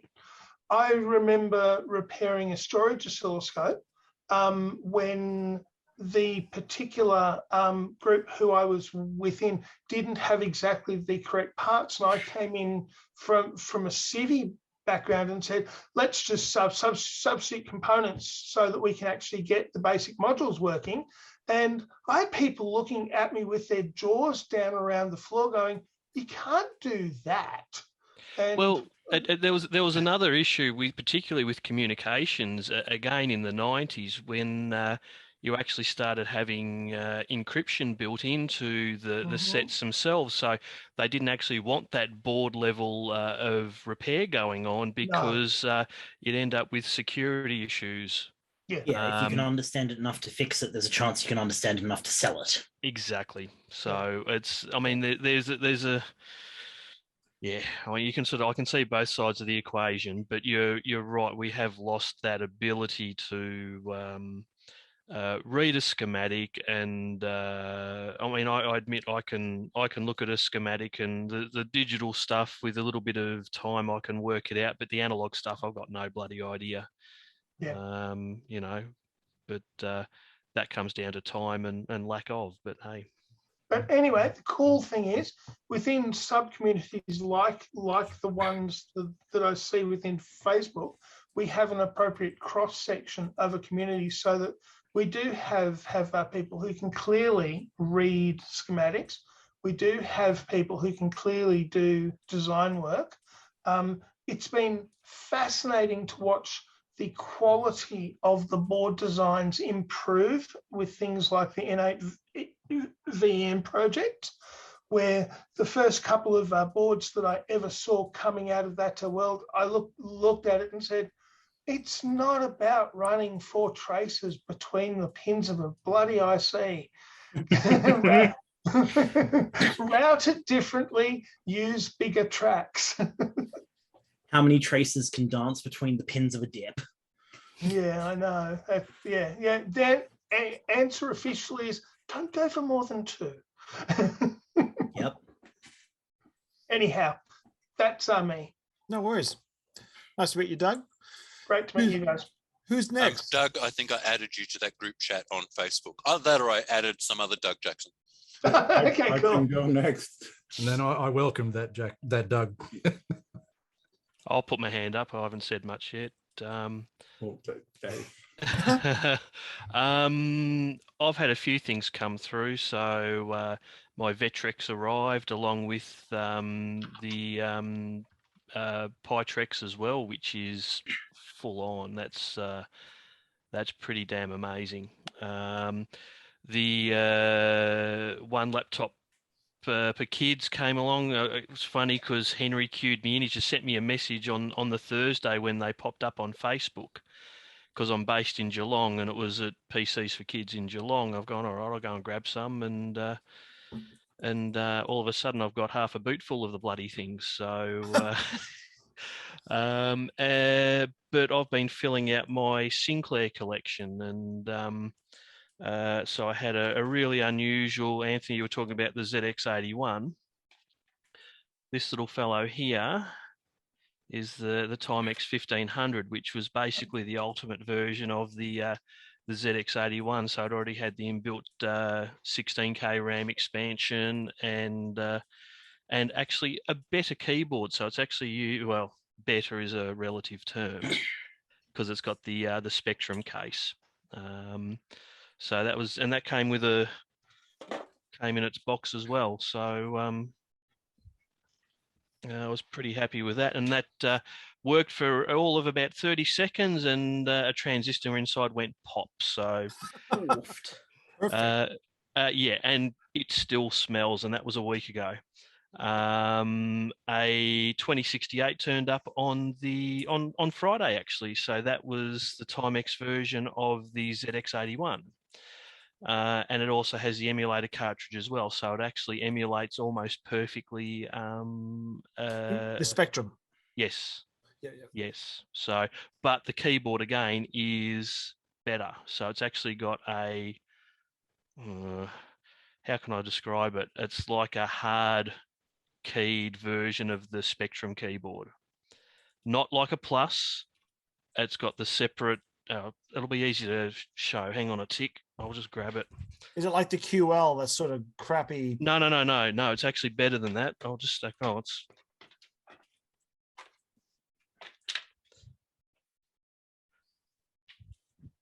Oh God! It's like the PC Junior keyboard. Well, it's like this piece of crap. Yeah, but it actually has some feel about it. I've got credit where credit's due. It's actually a nicely designed machine, and you've got a ROM slot on the side there, and that's cool. And the emulator cartridge for the Spectrum. Is that a genuine? That's a genuine. Oh, that's cool. All right, and that came with its box as well, and it's even more unusual because it's actually a PAL machine. Oh. So this one came out of Portugal, where all the Timex stuff was made. But compared to the normal ZX Spectrum, it's actually got a composite out by default and an AY sound chip as well. So that's all built in there. So it's a bit of a weird one. So does that mean you can load something like Cybernoid up? Because Cybernoid, if you run it on a 48 machine and it can pick up the AY, if it's mapped in the right spot, you'll get AY audio. I don't think so, because I think it's mapped in a slightly different spot. I think that stuff, because if you, with the emulator cartridge, it's basically a ZX Spectrum. So you just got the beeper and that's it. You pull it out, you've got your different ROM set in there, and the Timex software was done differently. So, but I'm looking forward to playing around with it, and it's a pretty interesting little piece of kit, I think. So, actually nicely built compared to the other stuff, I've got to say. What were they thinking? I don't know. What were they thinking? It's like, let's get compatibility. Nah. Well, I think, I mean, they were probably, well, it's sort of almost compatible, but given the machines of the day back then, you had all these expensive Apples and Commodore PETs and even VIC-20s, at $300 when they were released. And then you had the Timex 1000, which was under $100. The difference was the Americans had the $300. That's exactly, we were talking about that beforehand, weren't we? Yeah. The Americans had the $300 while the POMs didn't. No, but it made the POMs very ingenious in their engineering decisions, I have to say. That ZX81 was brilliant. Sorry, the ZX80 with its video during the NMI refresh, all of that stuff, that was astounding. Unless you had epilepsy, in which case you'd be frothing at the mouth in about 10 minutes. So I agree. But aside from that, I don't think there's anything much else that's come. Oh no, that's right. I fixed up a 128 yesterday, which had the dreaded MT memory in there, and out of the 16 chips, 6 of them were good, and one of the good ones wasn't even an MT; it had already been replaced. So. So 16 new memory chips went into that, and we had a working 128 again. So the C64 that Mark and I did on a live stream on the weekend, we pulled the board out and it had socketed MT RAM. So the very first thing we did was rip that out. Turns out there was nothing wrong with them. Look, some of them are okay, but as soon as I see MT, and I think I said that to you, Rob, when we were looking at your +4. Yeah. It's they're gonna go, and we socketed all those chips for when they do go. It's not if, but when. Exactly. Is this MT, is this the same as the MT of today, the Micron technology? It is, yeah, Micron, yeah. Because I've always considered that Micron were one of the more reliable vendors. Not back then. Not back then, perhaps. Yeah. Well, I think it's more of how they did their process back then. It's just whenever you look at, in this case, it's 4164 DRAM, anyone will tell you if it's MT, it's junk. If it's anything else, then it's probably not too bad. I remember the ads from back then from Micron Tech. Well, I don't remember them. I wasn't alive. I've seen them in the magazines saying you can have this industry standard dynamic RAM at a much lower cost. I think that's sort of how they got the foothold. And yes, I've heard everything I've heard about Commodore's development has been drive the cost down as far as you can. Yep. Yeah, Jack Trammell was famous for it. Oh, absolutely. I mean, you just got to look at how, maybe not so much the PETs, but definitely the somewhat the VIC-20s, but definitely 64s and on, where you always had a cost-reduced model come out a few years later with a much reduced chip count. And I mean, he probably actually took part of that from Clive Sinclair, as I think Jason said he was the tightest so-and-so under the sun. You look at the ZX80 and that had, I think I counted 21 chips in there. And then you look at the ZX81, you've got 4. The exception to that rule would be the Amiga, where the other ones, like with the C64C, for instance, right?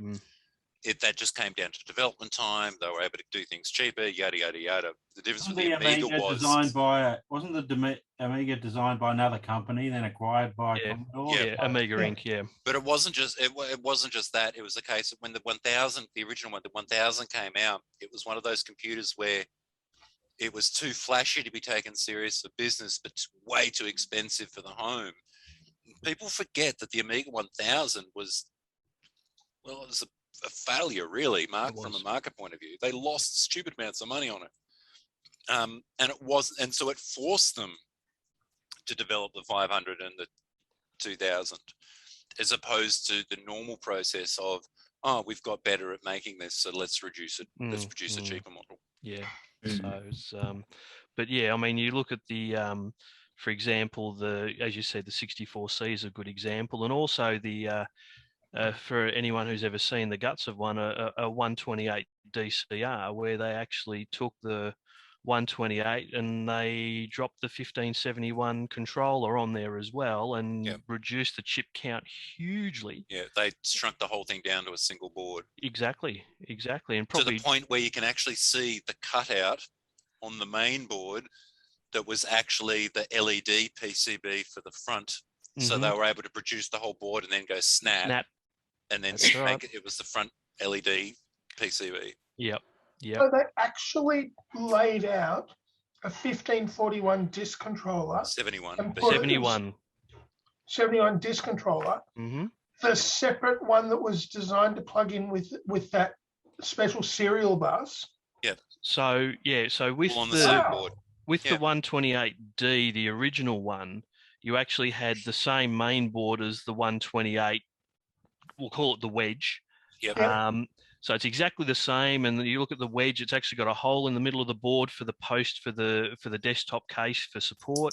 Yep. And they've just got a couple of holes. And you can actually pretty much take a 1571 off the shelf, a normal standalone one, and take the board, take the mech, and just drop it straight into a 128D. The only thing you've got to reuse is the longer cables. Longer cables, that's correct. And then all they did was they dropped in a slightly more beefed up power supply, so it could handle both the 1571 and the computer itself and the 128 itself. Yeah. And that's your 128D. Yeah. Whereas but with DCR, the 128 DCR. Yeah, it all went onto the one PCB. Yep. So it was wow. So and that PCB actually has 3 CPUs on the board. Yeah. Are we talking about the Commodore 128 or the disk controller? Well, the 128D, the desktop. Yeah, Yep. D and DCR. So the desktop versions, well, all the 128s had 2 processors. Yeah, the 6502 and the Z80. Yep. And then the DCR actually has a 6502, which is also running your 1571. Yeah, it's got 2 6502s on there because it's got the one from the 1571 as well. It's a mess. There you go. I feel like a cost-economic way to do this would be to just double speed the 6502 and have one chip service. Because of They just mushed it together. Yeah. That actually says something really interesting. It says that in that era, it was cheaper to simply roll new hardware than to muck around with rewriting firmware. Well, you look at Commodore's mentality. They had their own chip fab, so they could go, right, well, we'll just take them off the shelf. We've got them. We'll just make more of them. Yep. But no, the 128 DCR was, well, engineering with a blender. Yeah. Throw it and all they in. did, and they did update the firmware, which broke compatibility as well. No, there was that as well. Bill Hurd has a book, right? Did I see? Is any of that stuff talked about in there? I haven't got that far yet. I've just got to the start of the design of the 128. Yeah, that's the one. I'm gonna have to hunt a copy of that down. Amazon has it. The Bill Hurd book. Oh, okay. I guess I'm putting that on the Christmas wish list. Yeah, order from Amazon Australia. It's a print-on-demand book. So if you order from Amazon US, you get to enjoy the wonderful, slow US postal service. But at least this one here was printed in Sydney. So if you order from Amazon Australia, use their Sydney print-on-demand plan. Is there a vendor that isn't Amazon? No. It's 100% print-on-demand. Well, see, I don't deal with Kindle. Amazon either, but I got a mate to get it for me. I'm assuming it's on Kindle as well. Yes. But if you don't deal with Amazon, you don't have a Kindle. No, well, no. Cool. Yeah, that's me done. No worries. Now, Simi, go. Yeah, I've when I was in the lockdown down in Sydney, I noticed a Commodore 1801 monitor on Facebook. So I reached out to the guy, and in the end, he gave it to me. So I had to scramble some friends to pick it up because he was here on the mid-north coast. So I did a video on that, and to my surprise, it works fine. There's nothing wrong with it. It's a pretty good unit. So I was going to plug it into my C64 when I realized the 8-pin DIN plug I have, is the wrong type. There are 2 types and I've got the wrong one. So I have to order another one so I can make the Luma and Chroma cable for it. I also ordered the PCB for the Retro Pro tester. I think about 6 weeks ago, and I think it's still in a U-boat from Germany somewhere trying to cross down to here. It takes a long time apparently. But if anyone's curious, postage, especially out of Germany at the moment, is really bad. It's basically it's coming by sea. Yeah, that's the short version. Yeah, Stephen warned me, the guy who sells the board. Yep. I've since gone on and order all the components. So I'm ready to assemble it when it gets here. So that should be good. The other thing, I've been rearranging my eCave a bit. I had a big 50-inch TV, just too big. So I'm trying to find a cheap 32-inch or a smaller TV because they have all the inputs, the VGA, the composite, and the RGB inputs, and HDMI. So you have all the inputs in one device if you need to. So that's it. And earlier in the week, I scored a Model M keyboard for $150. So I've got to go and pick that up. Plus some stack of new keyboards that comes with it, or old new keyboards. I think I wasn't interested in them, just the Model M's. So. I've got a PS2 Model M, which is still my daily driver. All right. Yeah, those keyboards are pretty good. I've got, as you can see behind me, well, the photo behind me, I've got lots of PS2s, but I don't have enough keyboards for them. So I'm just trying to get 3 or 4 original ones. And then I'll get stuck into getting them up and running. I'll probably have about 20 ThinkPads dating from the 90s, one of the first ones. So I've got to catalog them. I just don't know all the models and stuff, but I know some of them are PS2 models, so, or ISOBUS machines. So I've got to get stuck through that. And yeah, I've got plenty of things to do. Not enough time. It's funny you said your Model M. I bought something, this is not a Model M, but I'm a bit of a fan of some of the Kickstarter stuff. And this is a, oh geez. This is a, what's the brand of this thing? Keychron. And this is I don't know if you can see it. This is a mechanical keyboard with all these LED lights with heaps of different effects. It's a beautiful little keyboard. I just wish every time I want to get a full mechanical with all the function keys, and it just doesn't have the, because it's configured for a Mac, because I'm talking to you on a Mac right now, it doesn't have the option key on the other side. So it's got all the option keys and command keys, but it's just not quite perfect. I'd love a numeric keypad on it. It was cheap, but the postage was a killer. So on my Mac, in the other room, I have a keyboard from WASD, WASD keyboards. They do one that has the proper Mac layout, and it's got function stuff. I can numeric keypad. Yes, numeric keypad, and it's like USB-C hookup kind of deal. I can PM you or Twitter DM you the link. Sweet, that'd be great. Yeah, and like I've got it. It's got like the key type, the font on the key. Chat. Yeah, the chat. Problem. We have a chat. I know we have a chat. Let me go dig it up. Cool. No, I've got several Apple keyboards, but I think they're mostly A to B keyboards. Yep. But I've got 5 Next systems and only 3 Next keyboards. So I think the A to Bs will be a good fit for the rest of the Nexts. But I haven't worked through those yet. So. Do your Next systems all work? I know 2 of them work fine. So sweet. And they're native to Australia, these Next ones. They came from Australia? Yeah, they came from some utility company that paid, I think, about $18,000 per unit. So I've got 3 monitors, 5 system units, 3 keyboards and 1 mouse, and one of the boxes, sound boxes. Oh, cool. Because those monitors, I think they're weird sync on green things or something.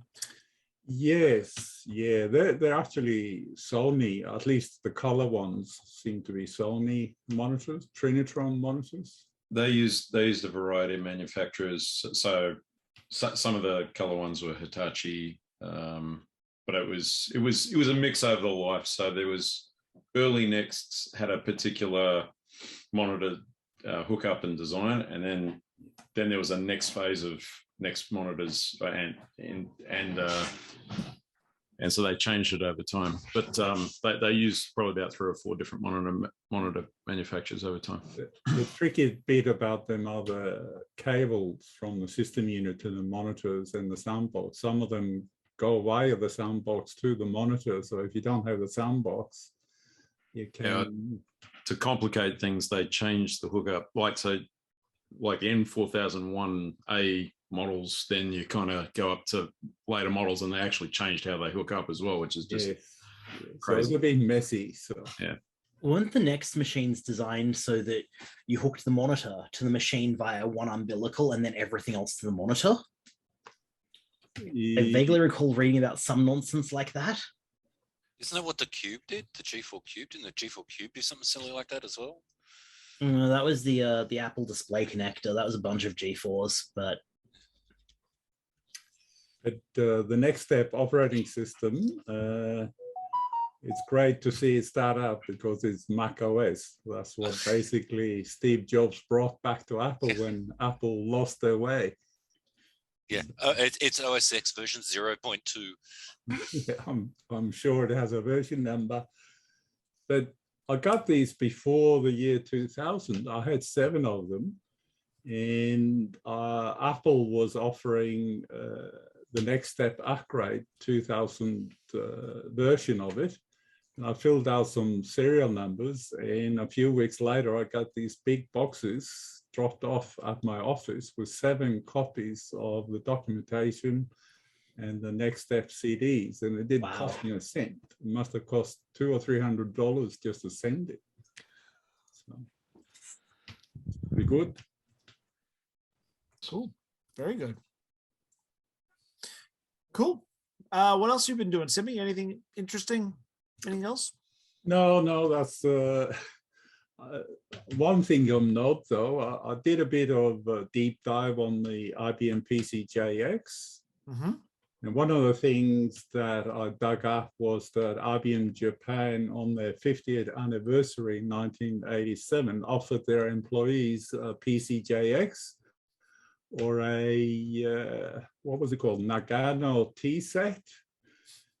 And somebody's actually selling that 50th anniversary Nagano tea set on Gumtree in Queensland. And it's, really?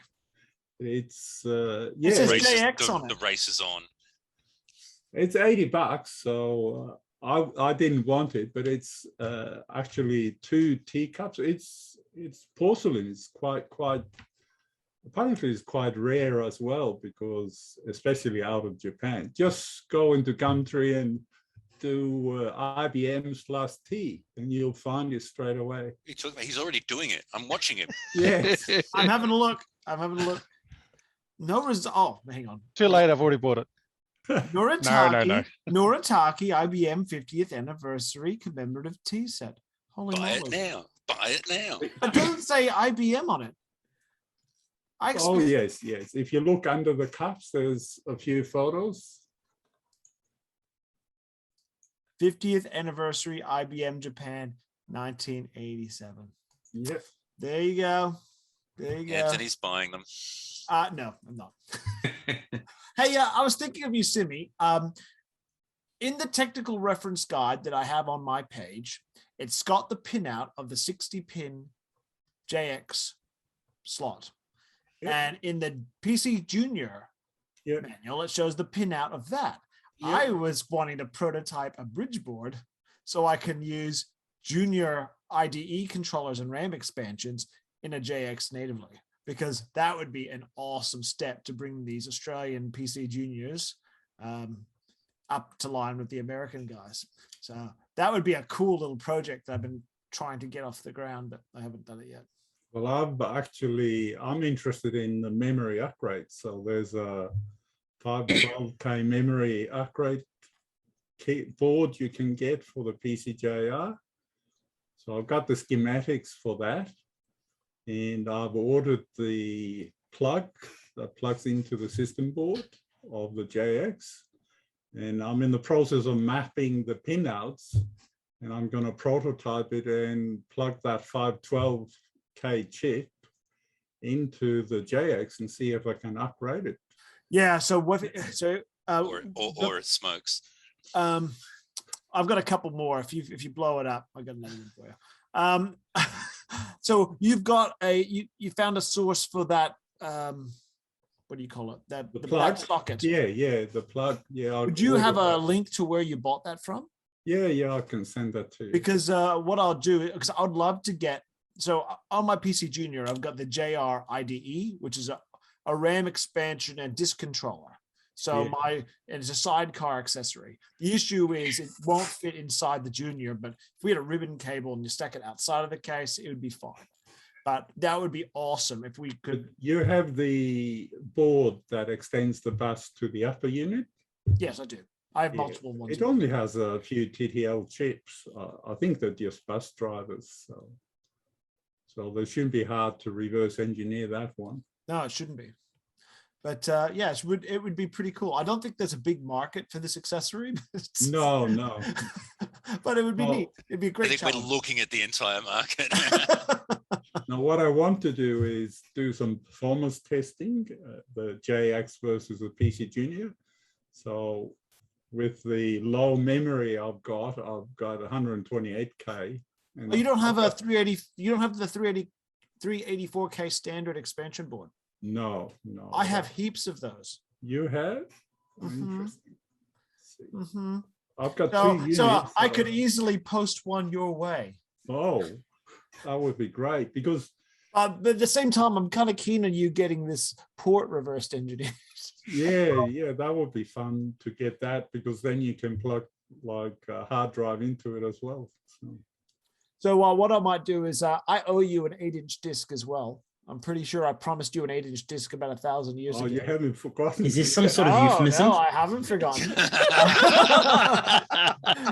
So maybe there might be an 8-inch disc and a 384K RAM expansion, and then you can can do a video and do the performance test. Throw in a mouse ball as well. Yes, one of these. Yeah, you can definitely have it. Steel balls will work fine.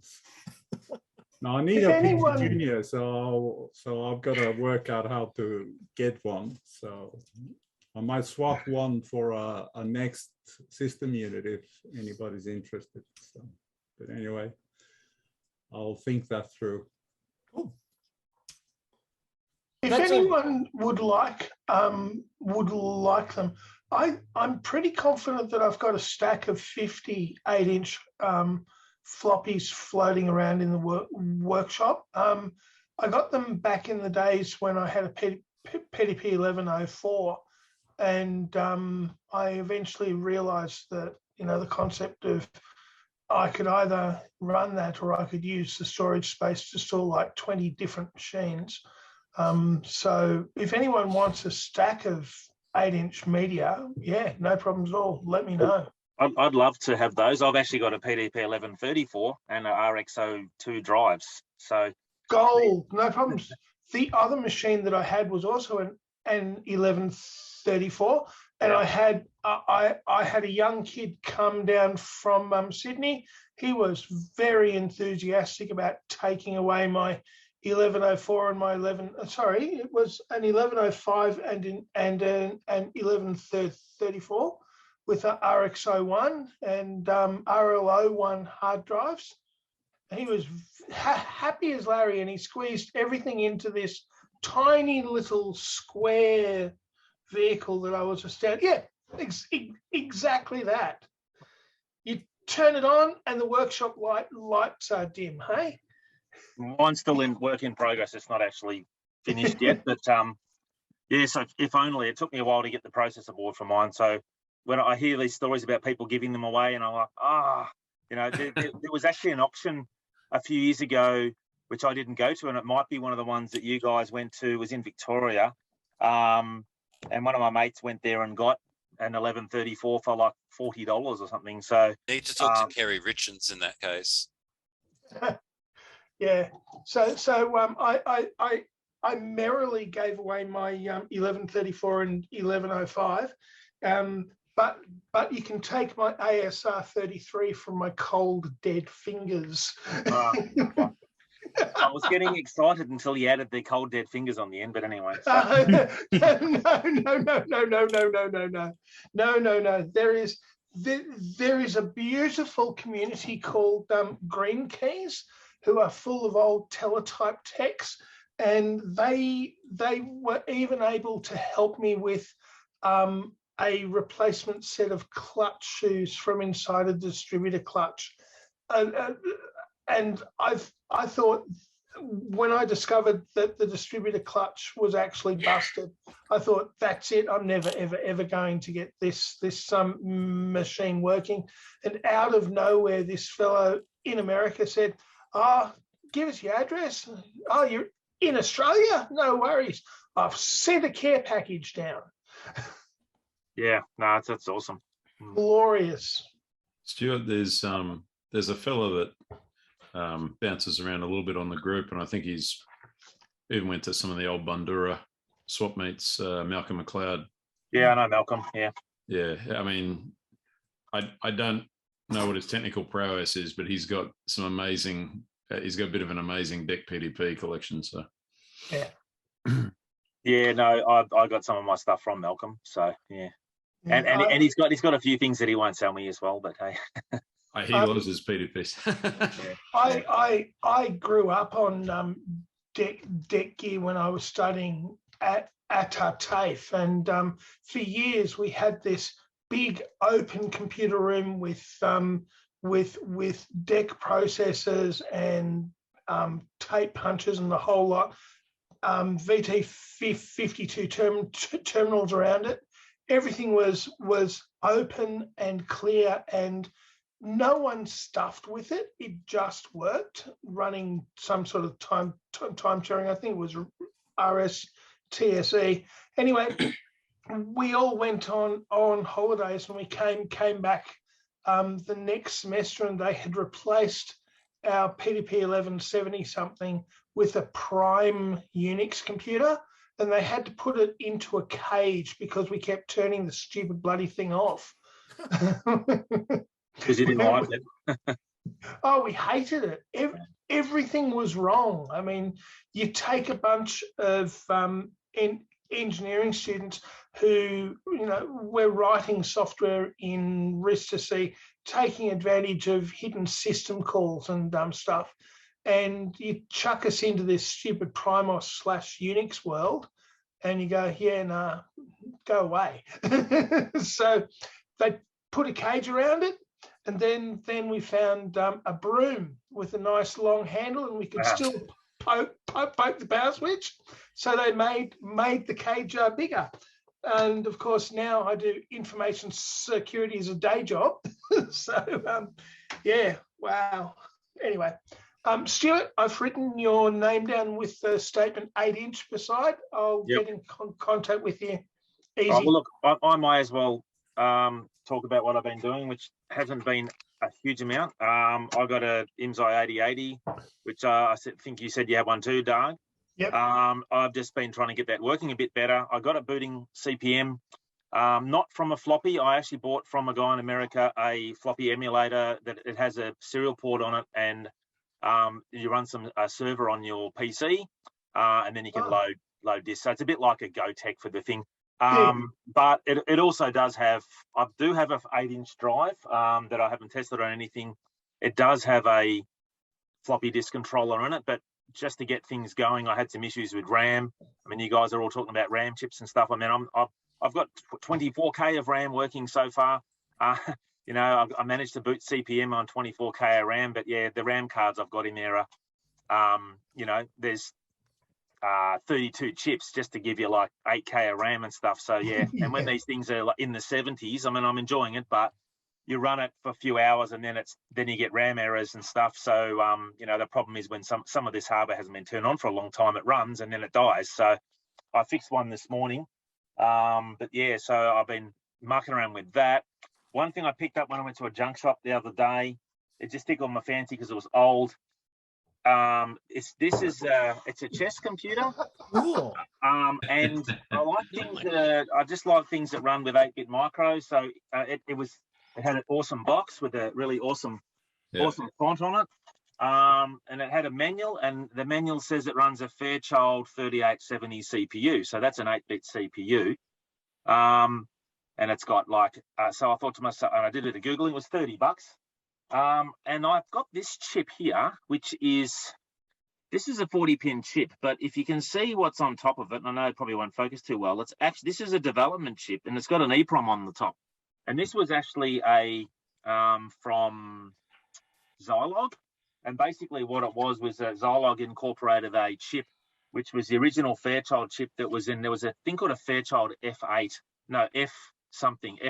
F. It was like before the Atari 2600. It was a pretty bad gaming console, but it had a couple of chips in it. And then there was this 3870 chip. So my goal is, just for the fun of it, is write a little program and write it to that EEPROM. And then I can put it inside this and make it display something here. I mean, I don't play chess, but just for fun. So I just like getting things and making them do things they're not supposed to. But yeah, and just because my collections are, I want to have some device with every CPU, 8-bit CPU that ever existed. So the first 8-bit micro being the Intel 8008. Funnily enough, the front panel of the PDP-11, where it's got buttons and screens, uses an 8008 CPU to control the front panel. So I thought that's pretty cool. And then yeah, so that the IMSI's did have a Z80 in it, but I had to downgrade it to a 8080 to be more original because I bought an 8080 card for that as well. So, but other than that,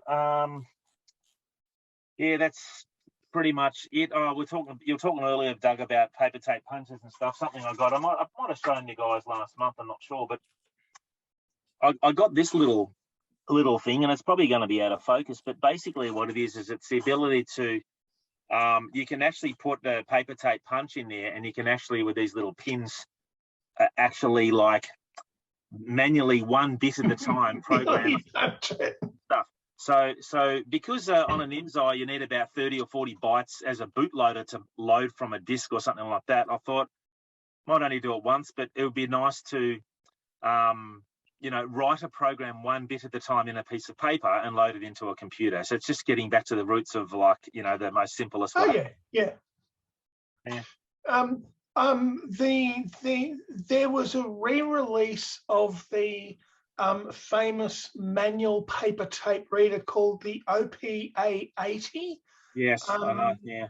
Someone did a re-release of it a little while ago. I actually picked one up. They work really, really, really well. A little bit of 3D printing associated with getting an actual read head in place, and that works. The other thing I did with my IMSI, which was probably the best thing I could have done, I was also chasing random memory errors like you. I actually bought one of those JAIR, J-A-I-R, S100 CPU cards, which gives you SD card support, dual serial, 64K of RAM, blah, blah, blah, 8080 processor, and it plugs into the existing front panel. So all of a sudden, one board and click, the IMSI just works.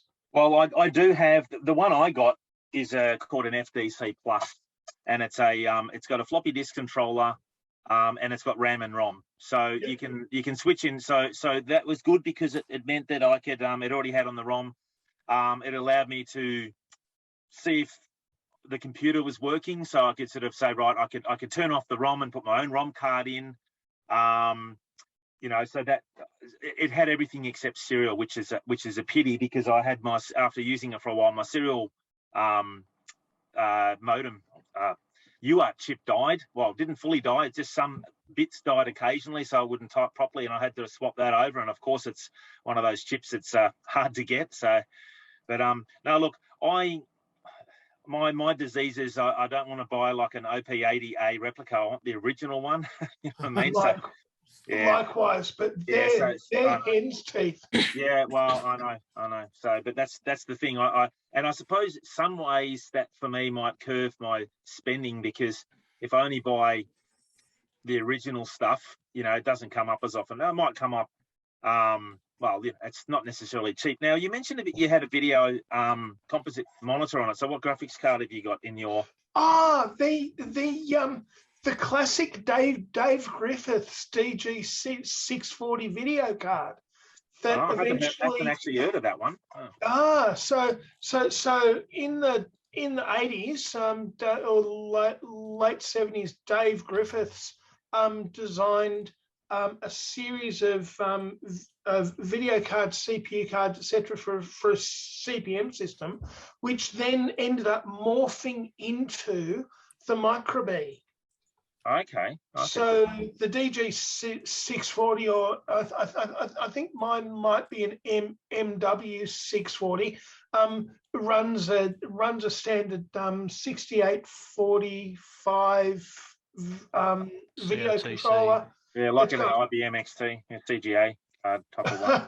No, long before that. No, the CGA card in an IBM was a 6845. I'll pull one out and show you if you like. Yeah, okay, cool. Yeah. So this thing literally does 64 characters by 20 odd lines running downhill with a tailwind. Yeah, well, I actually showed last month because I got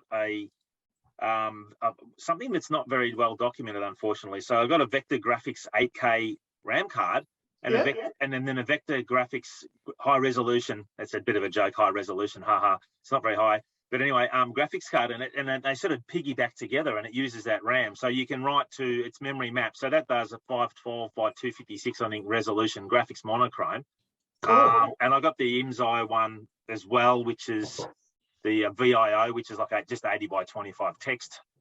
I've actually got another Vector Graphics card I just bought off eBay. My goal is, because I like to do stupid things, is 3 of them, because then I can have RGB. So I'm going to join them together and to have because they're only mono. So I'm going to have 3 of them, and I'm going to probably synchronize the clocks on them and have RGB, just because it should work. And it would be sort of like a, if it was back in the 70s, I'd have the best graphics card you could get, and I'm still doing it with 70s hardware. So absolutely. So I've got a couple of ceramic packed 1K by 1-bit memory chips that have a 64 by 64 matrix inside them, and I'm going to recreate. Make a Dazzler. Yeah.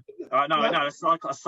A Cyclops, that's exactly right. A Cyclops camera, which was the world's first video camera that will give you 64 pixels by 64 pixels, as long as the lighting in the room is perfect. Yeah. Oh, very good. Yeah, so that's me, but I've found a new friend with an IMSI now, by the sounds of it. Absolutely. Yeah. Are you going to start a new Facebook group? IMSI Australia? No. Well, look, interestingly enough, I found there was a guy that popped in on the on our Facebook group that did buy an IMSI recently, and I haven't had a chance to reach out to say, hey, because Malcolm McLeod, as one of you guys mentioned before, he's got one as well, and I was sort of like, it'd be because he's in Victoria, but yeah, because it's it's a lot easier when you're on the same time zone and all that sort of stuff. But, even if you're not in, where are you, Doug? Are you in Victoria or not? I'm in Canberra. Yeah, it's close enough. It's not America. Hell yeah, absolutely. Yeah. But anyway, sorry, one of the other groups that I'm involved with, and you'll all probably stop talking to me when you hear this, is I'm involved with a group of people who are trying very hard to bring the long dead fourth programming language back, and they're all American, and they all have these meetings at 2:00 in America, which is midnight, 1:00, 2:00 Australian time, which is just hard. Well, I have dealt with open firmware too much to say that fourth is dead. I was going to say, like maybe some of us wish that someone had put a stake through its heart, but I'm not so sure that fourth is dead. I openly call it the world's best write-only language. It's okay. hey, it's second to Perl there. Perl is line noise. There are those like the boards for the Jupiter Ace, like Jupiter Ace clones, and that's a home computer that's shipped with fourth. So that's right, absolutely. Was it the Grundy New Brain or whatever? No, Jupiter. That's also another weird fourth thing. Was the Grundy? Yeah. So the supercomputer that I have in the other room has a genuine Novix 4016 chip, which was a revolutionary device when it came out in the mid-80s because it had 4 separate buses. In one clock cycle, you could read the next instruction while you were writing a data to a stack, while you were talking to an I/O device, while you were adding something into return RAM, and it was wow. The world was never ever going to be the same, and then the IBM PC happened and everything became boring. While I was quickly looking up the DG640 that was mentioned a minute ago, I pulled up an article about the early history of the Micro-B. Yes. Which just mentioned that Micro-B systems imported clone PCs briefly. Yeah. And I'm just wondering, I've never in my life seen one of these. Do any of us actually care about those? Are we talking about Micro-B in its death throes? Or are we talking about Micro-B? Yeah. Micro-B in its death throes. Yes, so they Micro-B, say they badged Taiwanese IBM clones, which I'm guessing are things like leading edge Model D. No, they're a MyTac unit. Oofed.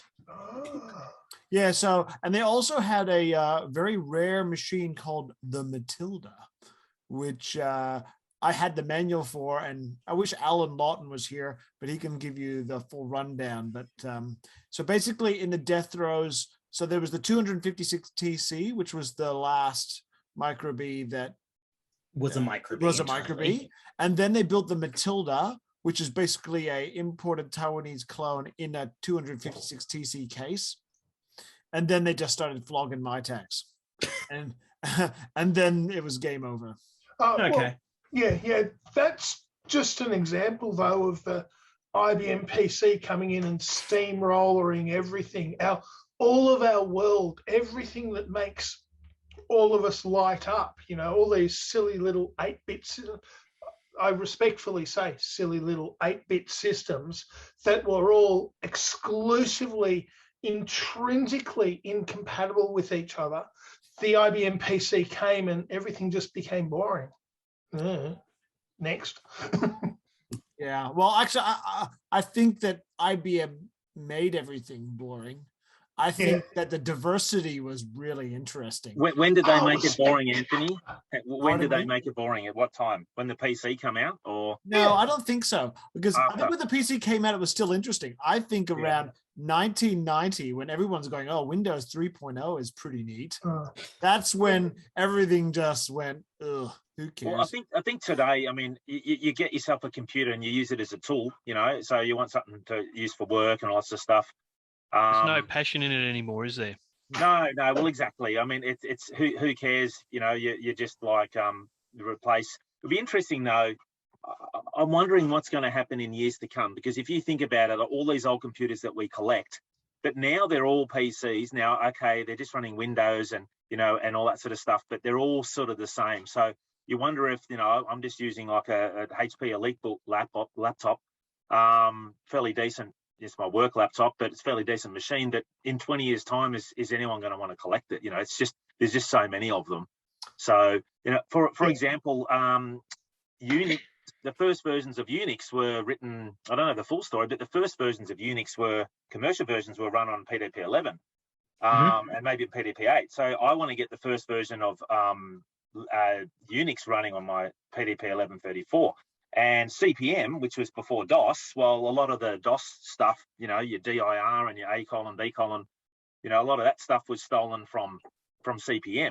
So to go back to sort of the original stuff that existed, and interesting, I suppose, from a technology point of view, the x86, which we've all heard, but I mean the original, if anyone's done any assembly language machine code, you know, you've got your opcodes, you've got your mnemonics, you've got, you know, if you're going to write it in hex, you've got your values there. But the original 8008, which was the first Intel 8-bit, the actual, it wasn't machine code compatible, but mnemonic compatible. So there's actually... That's right, yeah. And then, so when they went to the 8, my point being is you can get a brand new Windows 10 or even Windows 11 machine, and apart from all of your advanced multi-threaded and all that sort of stuff, the original architecture, the code, you can run on these things. So that's... You know, much as you may think, oh, it's boring, it's for it to be able to last. Other things too, there are even things on IBM mainframes today that you can run a program that was written from a mainframe from the 1960s that will still run on it. So,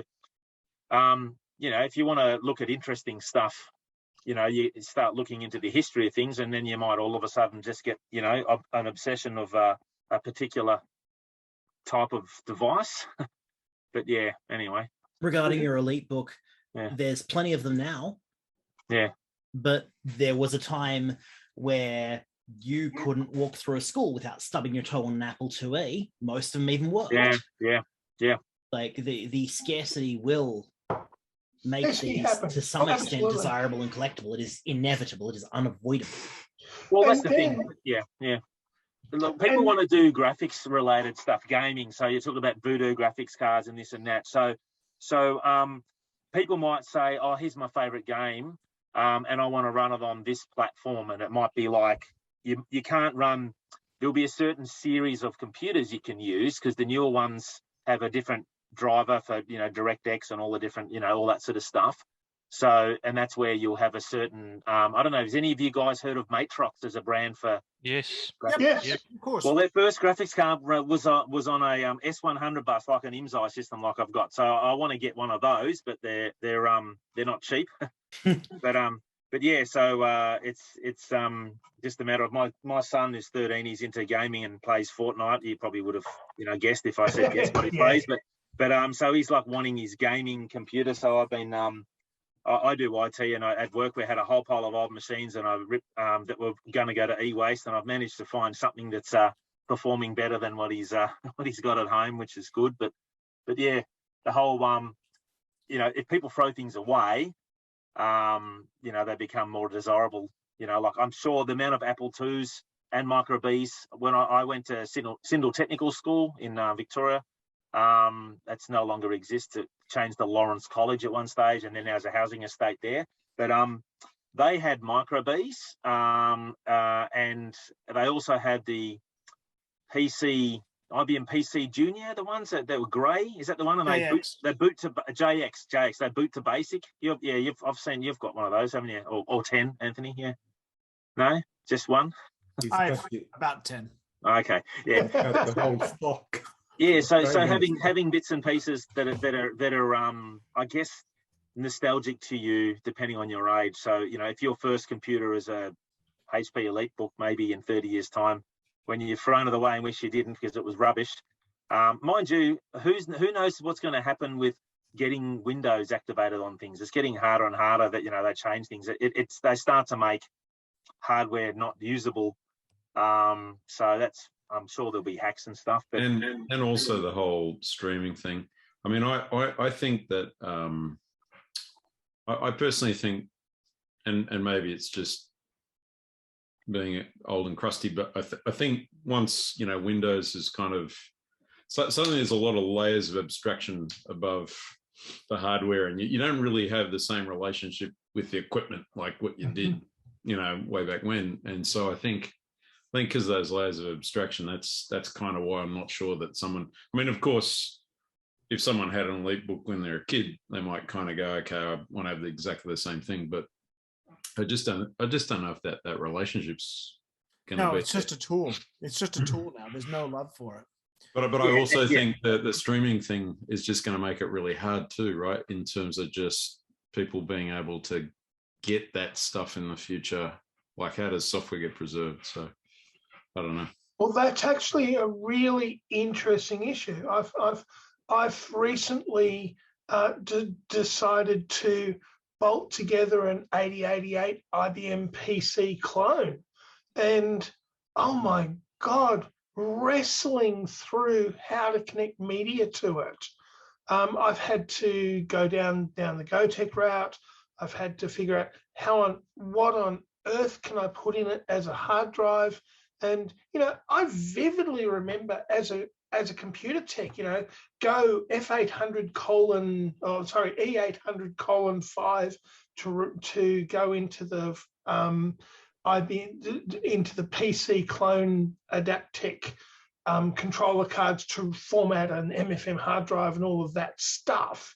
And that doesn't exist anymore. And you go, okay, how do we get back there? Yeah. I feel like some of us are asking, why would we want to?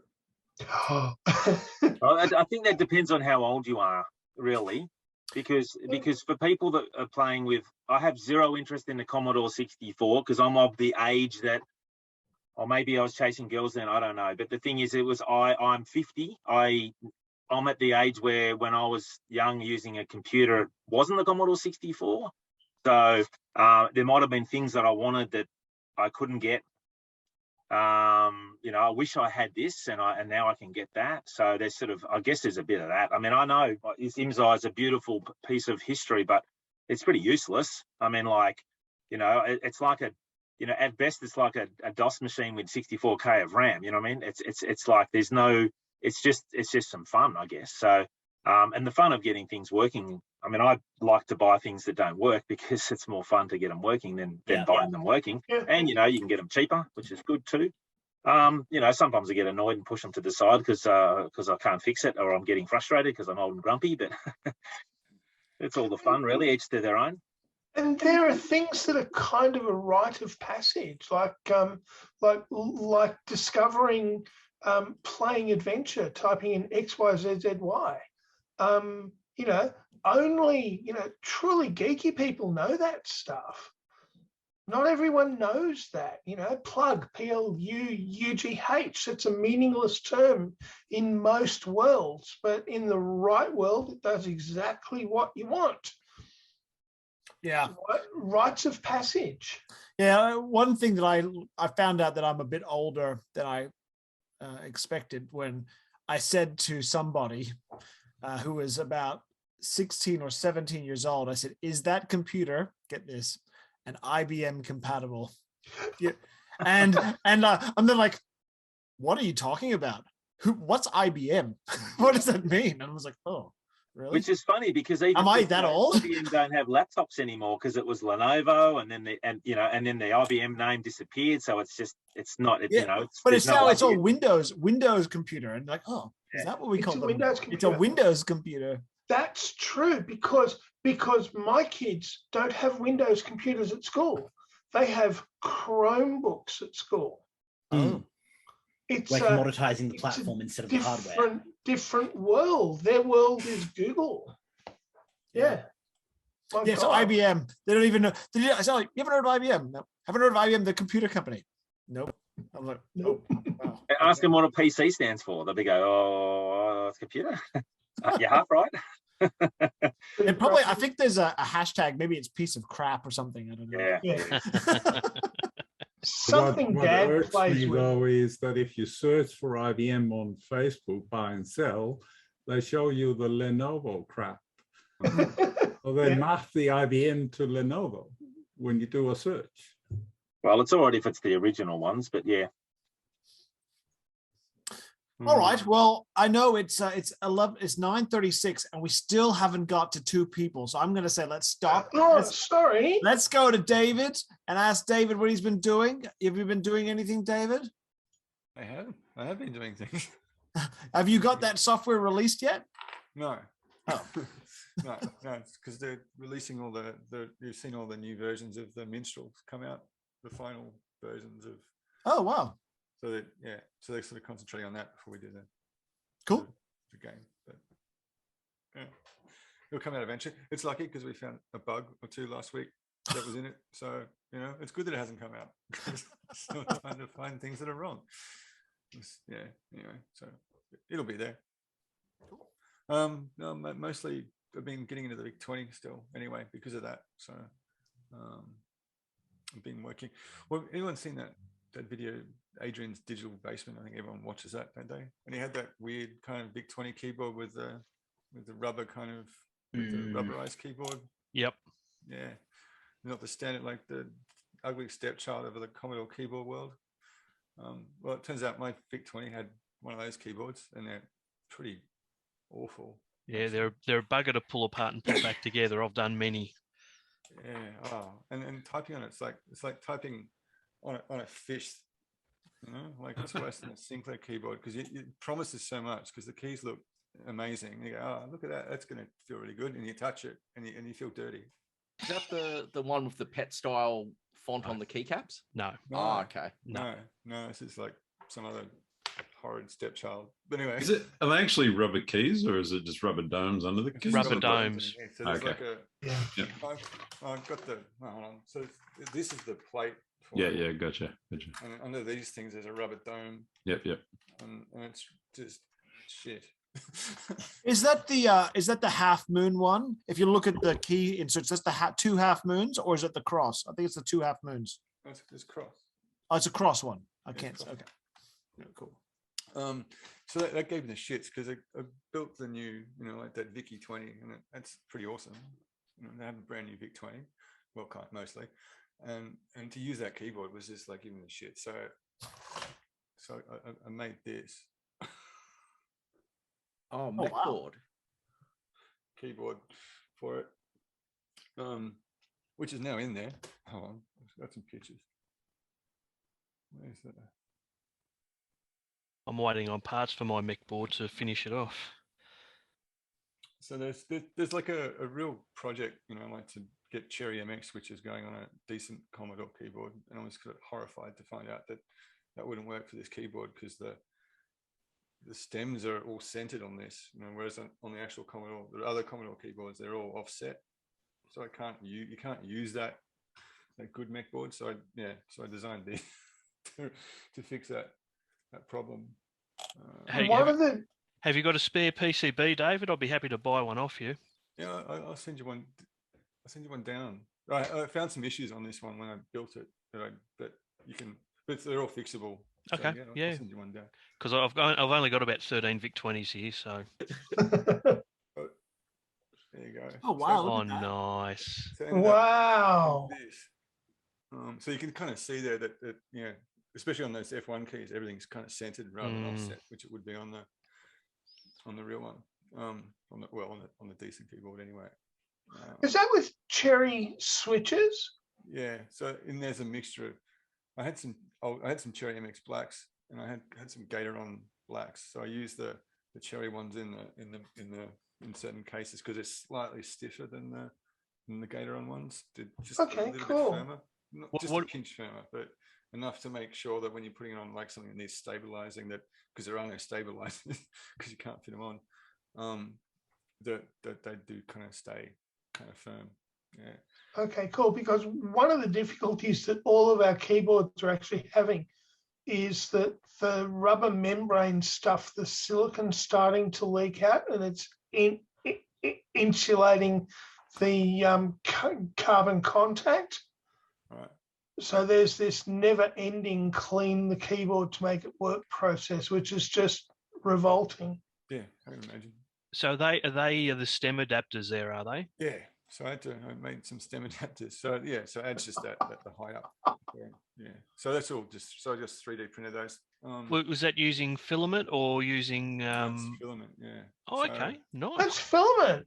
Yeah, it's filament. Wow. So I think there's a fair bit of trial and error to get them right for this, but I seem to have got it now.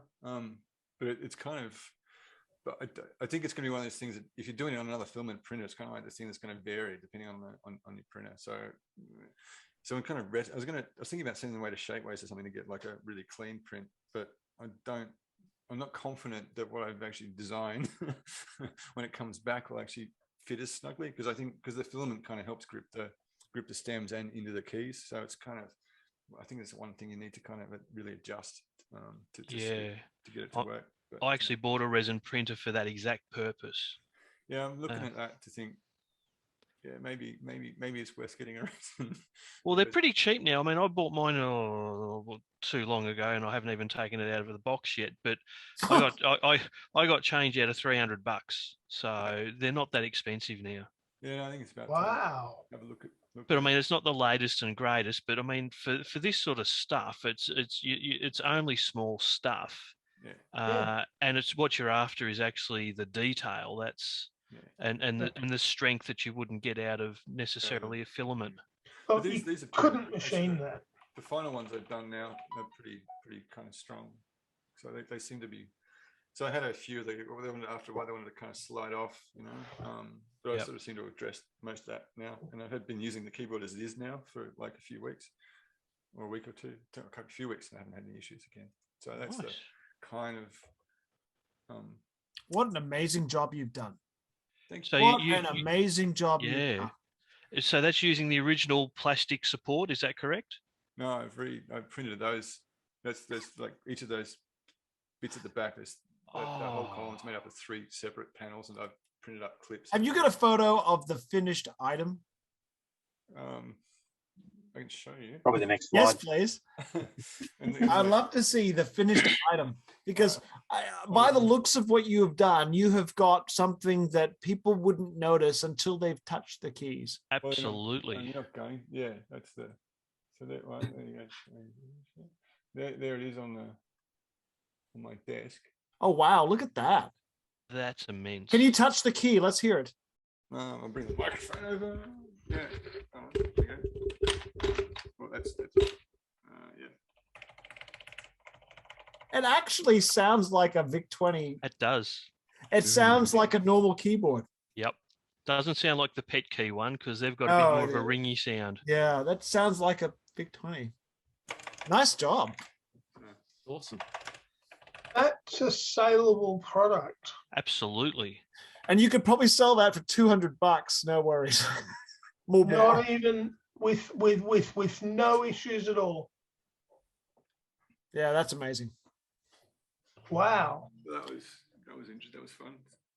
So I made 1 or 2 mistakes on the PCB. Because the Commodore 64 market would be massive. Yep. It would be massive. And if you could say you want a mechanical keyboard on your Commodore 64 that looks authentic, then here comes the money. Well, there's the Mech 64 keyboard, which sort of does it's like I think it's about $400 Australian dollars. I think at least. I'm halfway through building one of those for a 64, and I think a few of us got together because the board's just open source, and I mean I think the board was, I don't know, $20 or $30 for something like that. Oh, not even that. I think it was probably about $50 for 5 of them, and then you're up for what, 60 something, either Gatoron or cherries. Yeah. The tricky part is the height's going to be different. So it's actually getting the plastic support that will actually mount the keyboard to the case. And then also the adapters for the stems to the original keys, or you actually buy cherry compatible keys and have them custom printed. And if you do it that way, yes, you're looking many $100s. That's what I was thinking about with that resin printer too, because you mentioned is that if you can actually, depending how good the quality is, I think I need to get one to find out. But if you can actually duplicate the actual stem into the plastic stem insert that goes into the cherries, and build that, and then print that to the right height, and just get rid of the whole stabilizer, like the top piece. Yeah. Forget the extra stem part, and just print the appropriate size that goes straight into the switch. That would be the way to go. Yeah. If it's, as long as it's Well, the resolution is roughly 10 times that of a standard filament printer, so you can go to about 0.02 if you want. That's the one that I've got anyway. So as long as it's just not too, because the problem with, I've noticed when I was doing, it's pointless showing an example because they're tiny and unseeable. Yeah. When I was printing, so I tried a whole couple of designs, and I originally had it sort of, anyway, but it was sort of rubbing up, and you could hear the scraping on the side, so you get that rough kind of feel. Yes. When you're trying to tighten, which I've sort of got rid of now by pushing it back. You're going to get, but if you're doing that and you're reprinting the actual stem insert, then you're going to have to, I guess, be concerned. The main concern would be that you're not getting that scratchiness. Yes, yeah. Well, I mean, with the finish on the resin stuff, it is a hell of a lot smoother. Because you've got, like I say, 10 times the resolution essentially in X, Y, and Z. But the thing is, it just takes so long to do. Yeah. But it takes forever just to print stems out for one keyboard. Like the printing, so to print the bar that goes on the back and holds the keyboard into the yeah. I mean, that took me there's 3 things that I got to clip together because the printer's obviously not big enough to print a whole bar. I mean, doing that's like 4 hours worth of printing, and then for each side, plus all the stems, and not all the stems when you print them work. So yeah, probably the ones in the middle work well. The ones on the outside don't work quite as good. Yeah, and then you got to get your file, and then get rid of the extra bits, and hope you didn't file too much. But so yeah, there's a fair bit of work to get this to work, which is why I'm not sure. I'm not sure about this point. This point, I'm not sure about how sellable it is because there is so much. Like I could print it all out, but then it's like a build your own model kit when you get it, and then sort of hope that you put it together right, which is I guess a bit more frightening if you're going to supply a kit. Because I did those. I did the ZX81 keyboards, and I just send those out pretty much as a complete unit when I was selling those. Which means it's a similar kind of thing, just cherry switches.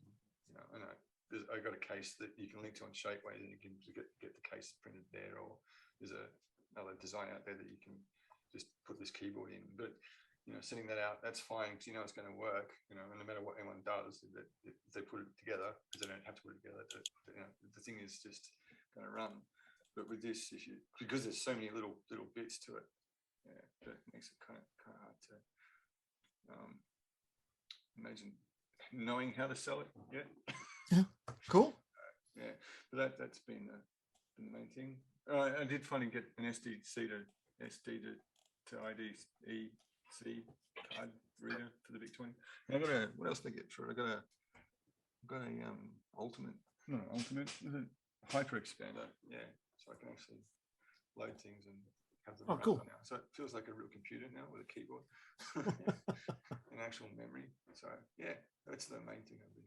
Awesome. Nice. So, yeah. Cool. And I'm going to put some. When I've sorted out the keyboard files, because I just designed it in what's that software package everyone hates because it's too simple. SketchUp. We've lost your audio. Can you hear me? Yeah. Yep. Yeah. So I'm going to release the files for the keyboard probably, but it's all in everyone's. Like that package everyone hates, fritzing, because it's too simple for most people, but it's perfect for this sort of thing. So, I love that fritzing allows you to create breadboard diagrams. Yeah. It's about the only thing I use it for, though. I got used to using it, and for if you like, it doesn't have everything, and it's by no means professional, but it's actually easy enough, and it has enough to do this sort of thing. So I mean, if I was going to do something more complicated, I might go for something else, but for this sort of thing, it's actually fairly intuitive. So, but I made a few mistakes on the layout. So the function keys like a little bit too far over. So when I printed the stems out for those, I had to adjust those on the stem and things like that. Oh, okay. I forgot a capacitor for the 55 timer, so the shift lock wasn't working originally. So I got one of those, soldered on the back, and now that's fine. So got most of the adjustments done to that diagram now, so it's almost right to go. But if anyone wants one of these existing ones, I'm happy to send those out, or I'll release the full package when I've finalised the design. So yeah, awesome. Cool. And Pat, what have you been doing? A few little random things. I had a consoleized.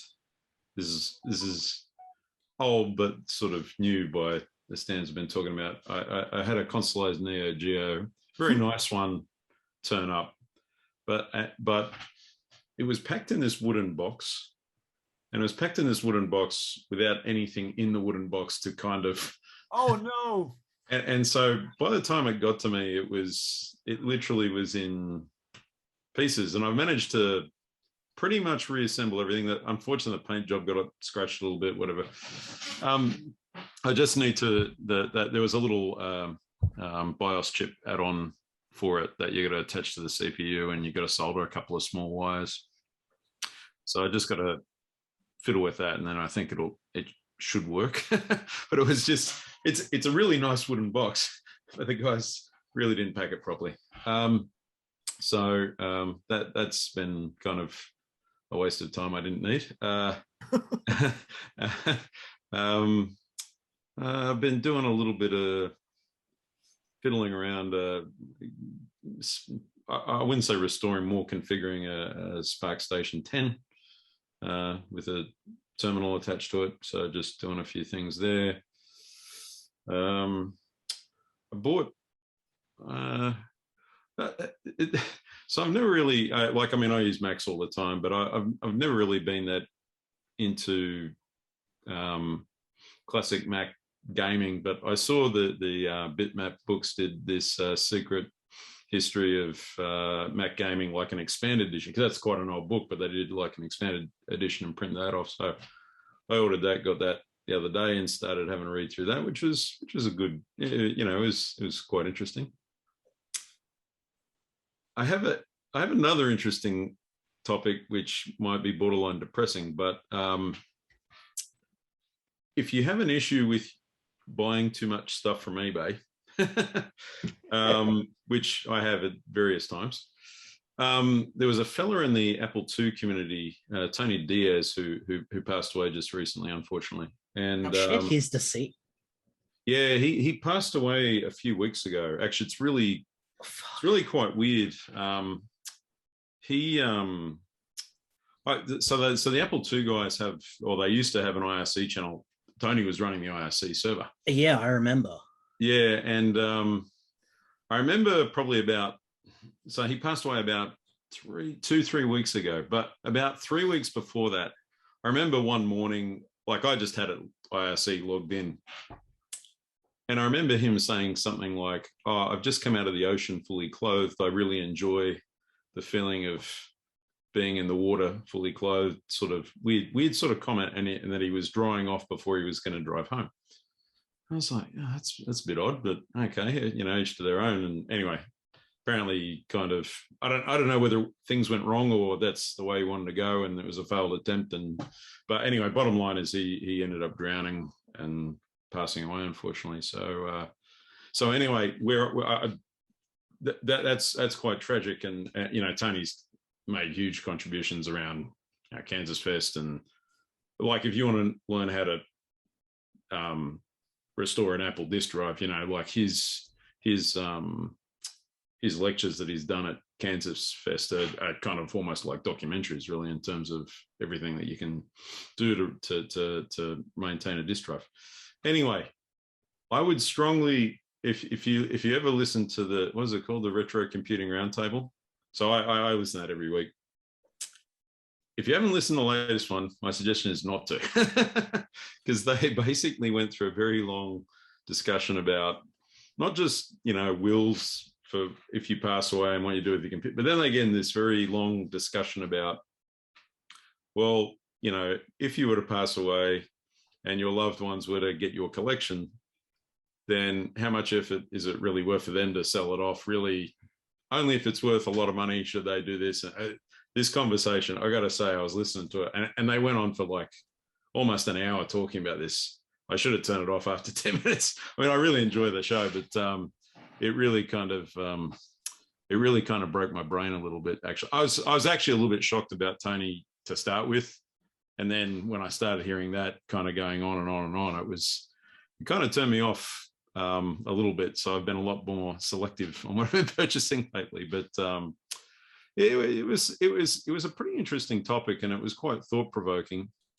But this is from the YouTube stream, because I noticed that podcast hasn't been released yet. Yes, do not listen to when that becomes the podcast, and if that's how you consume it, do not listen to it. That is my strong advice. Yeah, I love that show too. I'll be listening to it, but because to be fair, that particular topic has been very much considered by myself as well, because what happens if I die tomorrow? Would it all get buried into landfill? And that is a concern. Most people who know me personally would know that there might be avenues. Please, there's not enough Atari gear for that to be the solution. Yeah. Yeah, look, there are some things. Yeah. You need to have it needs to be in the will. Otherwise, if it's not, it's. My wife says, "Oh, what are you buying all this junk for?" And I said, "Oh, when I die, some of it's worth a fair bit of money, but if I don't know what it's about, and some of this stuff might be worth a bit of money, but can take a while to sell. They're not gonna. That's not on the mind to worry about putting all these things on eBay for 6 months. Sorry. I enjoy it now. Well, what I was going to say in response to that is, I think it's good to do a will and all those sorts of things, but where the conversation went on that show was basically, unless it's worth more than a couple of grand, then your kids might as well just, it's just not worth it for them to work out what it is that they have, and just like they were just going through these. It was very drawn out and very painful. I can tell you, I'm doing an inventory of everything I have. Okay. And I put a number on everything. Then I have a spreadsheet with. So they were saying, unless you did something like that. Yeah. So is that what those blue stickers are, Simi? Yes. Yeah, but unless someone knows where your spreadsheet is, you need to print it out. Exactly. It's going to be stapled to the will. We have exactly the same problem within the amateur radio community as well. We end up with ham radio operators who have shacks full of $500 transceivers here, $500 transceivers there, probably 30, 40, 50 radios occasionally that they've just collected over time. And the thing that we recommend to everyone is make sure that your spouse knows about the contact details for your local amateur radio group or for your local computer collecting group, because when push comes to shove, they're the ones who'll come in, empty the workshop out for you, and try and distribute the gear throughout the club. And we kind of have this unwritten rule that says, even if you don't really need another transceiver, if you see something from the local club from when Harry died, smile and nod, pay the $200 for it, and it's okay, so that at least stuff gets moved. Yeah, look, it's the same. I do amateur astronomy as well, and there's some serious dollars tied up in kit there. And a lot of the members of the society I'm in, they're in their 80s now, and it's not uncommon for someone to have $50,000 or $60,000 tied up in astronomy gear. And a lot of people wouldn't know it's worth that much. No, I've got a couple of telescopes that are sitting in the garage because of the crappy weather at the moment, but I could sell 2 of them and I could just about buy a car, because they're just, it's such specialized stuff. It's like these computers. All of us have machines here that are definitely worth 4 figures. we're not talking ZX81s here or anything like that, but IMSIs and Altairs and prototype machines and all this sort of stuff. They are worth quite a bit of money, and I've been cataloguing some of my gear because there's some stuff that's actually worth a reasonable figure, and I know some of the people here have very rare kit, and it's whether it's software or hardware, it's not a nice topic to talk about, but it's something that you have to do. And my astronomy gear is all itemized, because I live by myself and I've got to rely on my brother who has zero interest, and I won't rely on my parents because who knows how much longer they're going to be around. So yeah. I think the comment before about sort of identifying some sort of special interest group to somehow help is not a bad one. Yeah, but it's a double-edged sword too. Well, it's funny. So this scenario with Tony Diaz, so Tony Diaz has a ridiculous Apple II collection, and he's got all these extremely rare items, like artifact rare kind of stuff, and the whole kind of Apple II community were going, how do we get hold of his family? Not. I mean, I'm sure maybe somewhere there was someone being a bit opportunistic about it, but generally the intent was, please stop the family from putting that shit out on the curve. Just don't let them send it to e-waste or whatever. Well, I mean, there was in the lead up to the Yarra Valley auction a couple of years ago, I stumbled across a few guys that literally lived up the road from the guy who was selling all the gear. And any of you guys that went there, there was some pretty interesting gear there. There was a bit of swill there as well. But the guy who was selling, he had a museum out at Smythdale, I think it was. He was just putting stuff on the side of the road, and these guys were going along, and I think they picked up about 10 or 12 Model M keyboards. And the guy said, "Oh, are you interested in those? Here you have a milk crate full of them."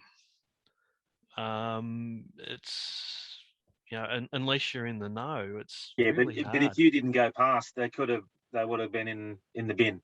Yeah, and exactly. This stuff, even if you want to make sure it doesn't go. Yeah, if it's Commodore 64 or a Mac LC, no one really cares. But yeah, but then again, I mean, I said I'm not interested in Commodore 64s, but boy, the price has gone up even for those. So these things are getting older and older, and and the other thing too is if everything gets donated to a museum, I'm not necessarily a big fan of that, because some museums might have 20 of everything, and you'll never get them out. If that museum goes broke and they close down, what happens to the stuff? This was a private museum. Yeah, but if it's one of those, if it's a non-profit organisation and it goes in there, and that's I think what happened to the one in America where. Yes.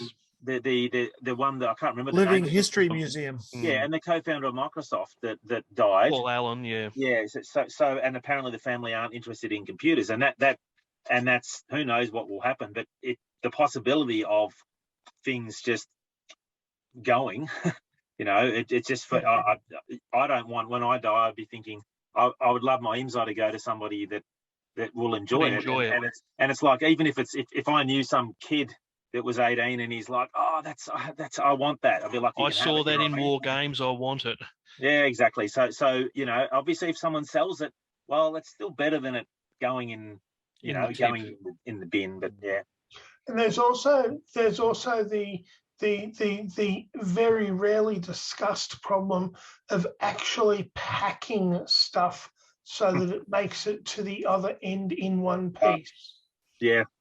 Well, funny, I actually got a memory card for my IMSI delivered fairly recently, and the box was fairly big, and I thought, oh, gee, I wonder if it's been packed okay. And it had this sort of paper, and it was almost like cardboard, but it was screwed up, and it was so good because it was like a spring, so it meant that it wouldn't get damaged. And I felt it was much better than having it wrapped in bubble wrap, because if it's wrapped in bubble wrap and it gets a hard hit to it, it can still damage it. So of course, there's definitely some skill in packaging, especially for CRTs. I mean, my IMSO, when I got it, all the cards that slot in had jumped out, and they were just all floating around inside, which was because there's no way to hold them. And luckily, it didn't cause any damage. It must have only just had a couple of jolts. But some of the old computers I'd like to get that have CRTs, I'm just sort of like dreading to get if they have to get them from America, because just too many horror stories you see of how they arrive. But especially when some of the, you get something that's quite expensive and rare, and it's lasted 30, 40, 50 years, and then now it's died because of shipping. Yeah. But you can't always get stuff in Australia, so the way it I'm is. just going to quickly ask Pat, is there anything else other than that very sad story? No, that'll do it. I'm glad no, I'm all good. All right, well, I am going to end the recording now. This is not the end of the conversation, should you want that to continue, but I hope to see you next month, and I'll talk to you then.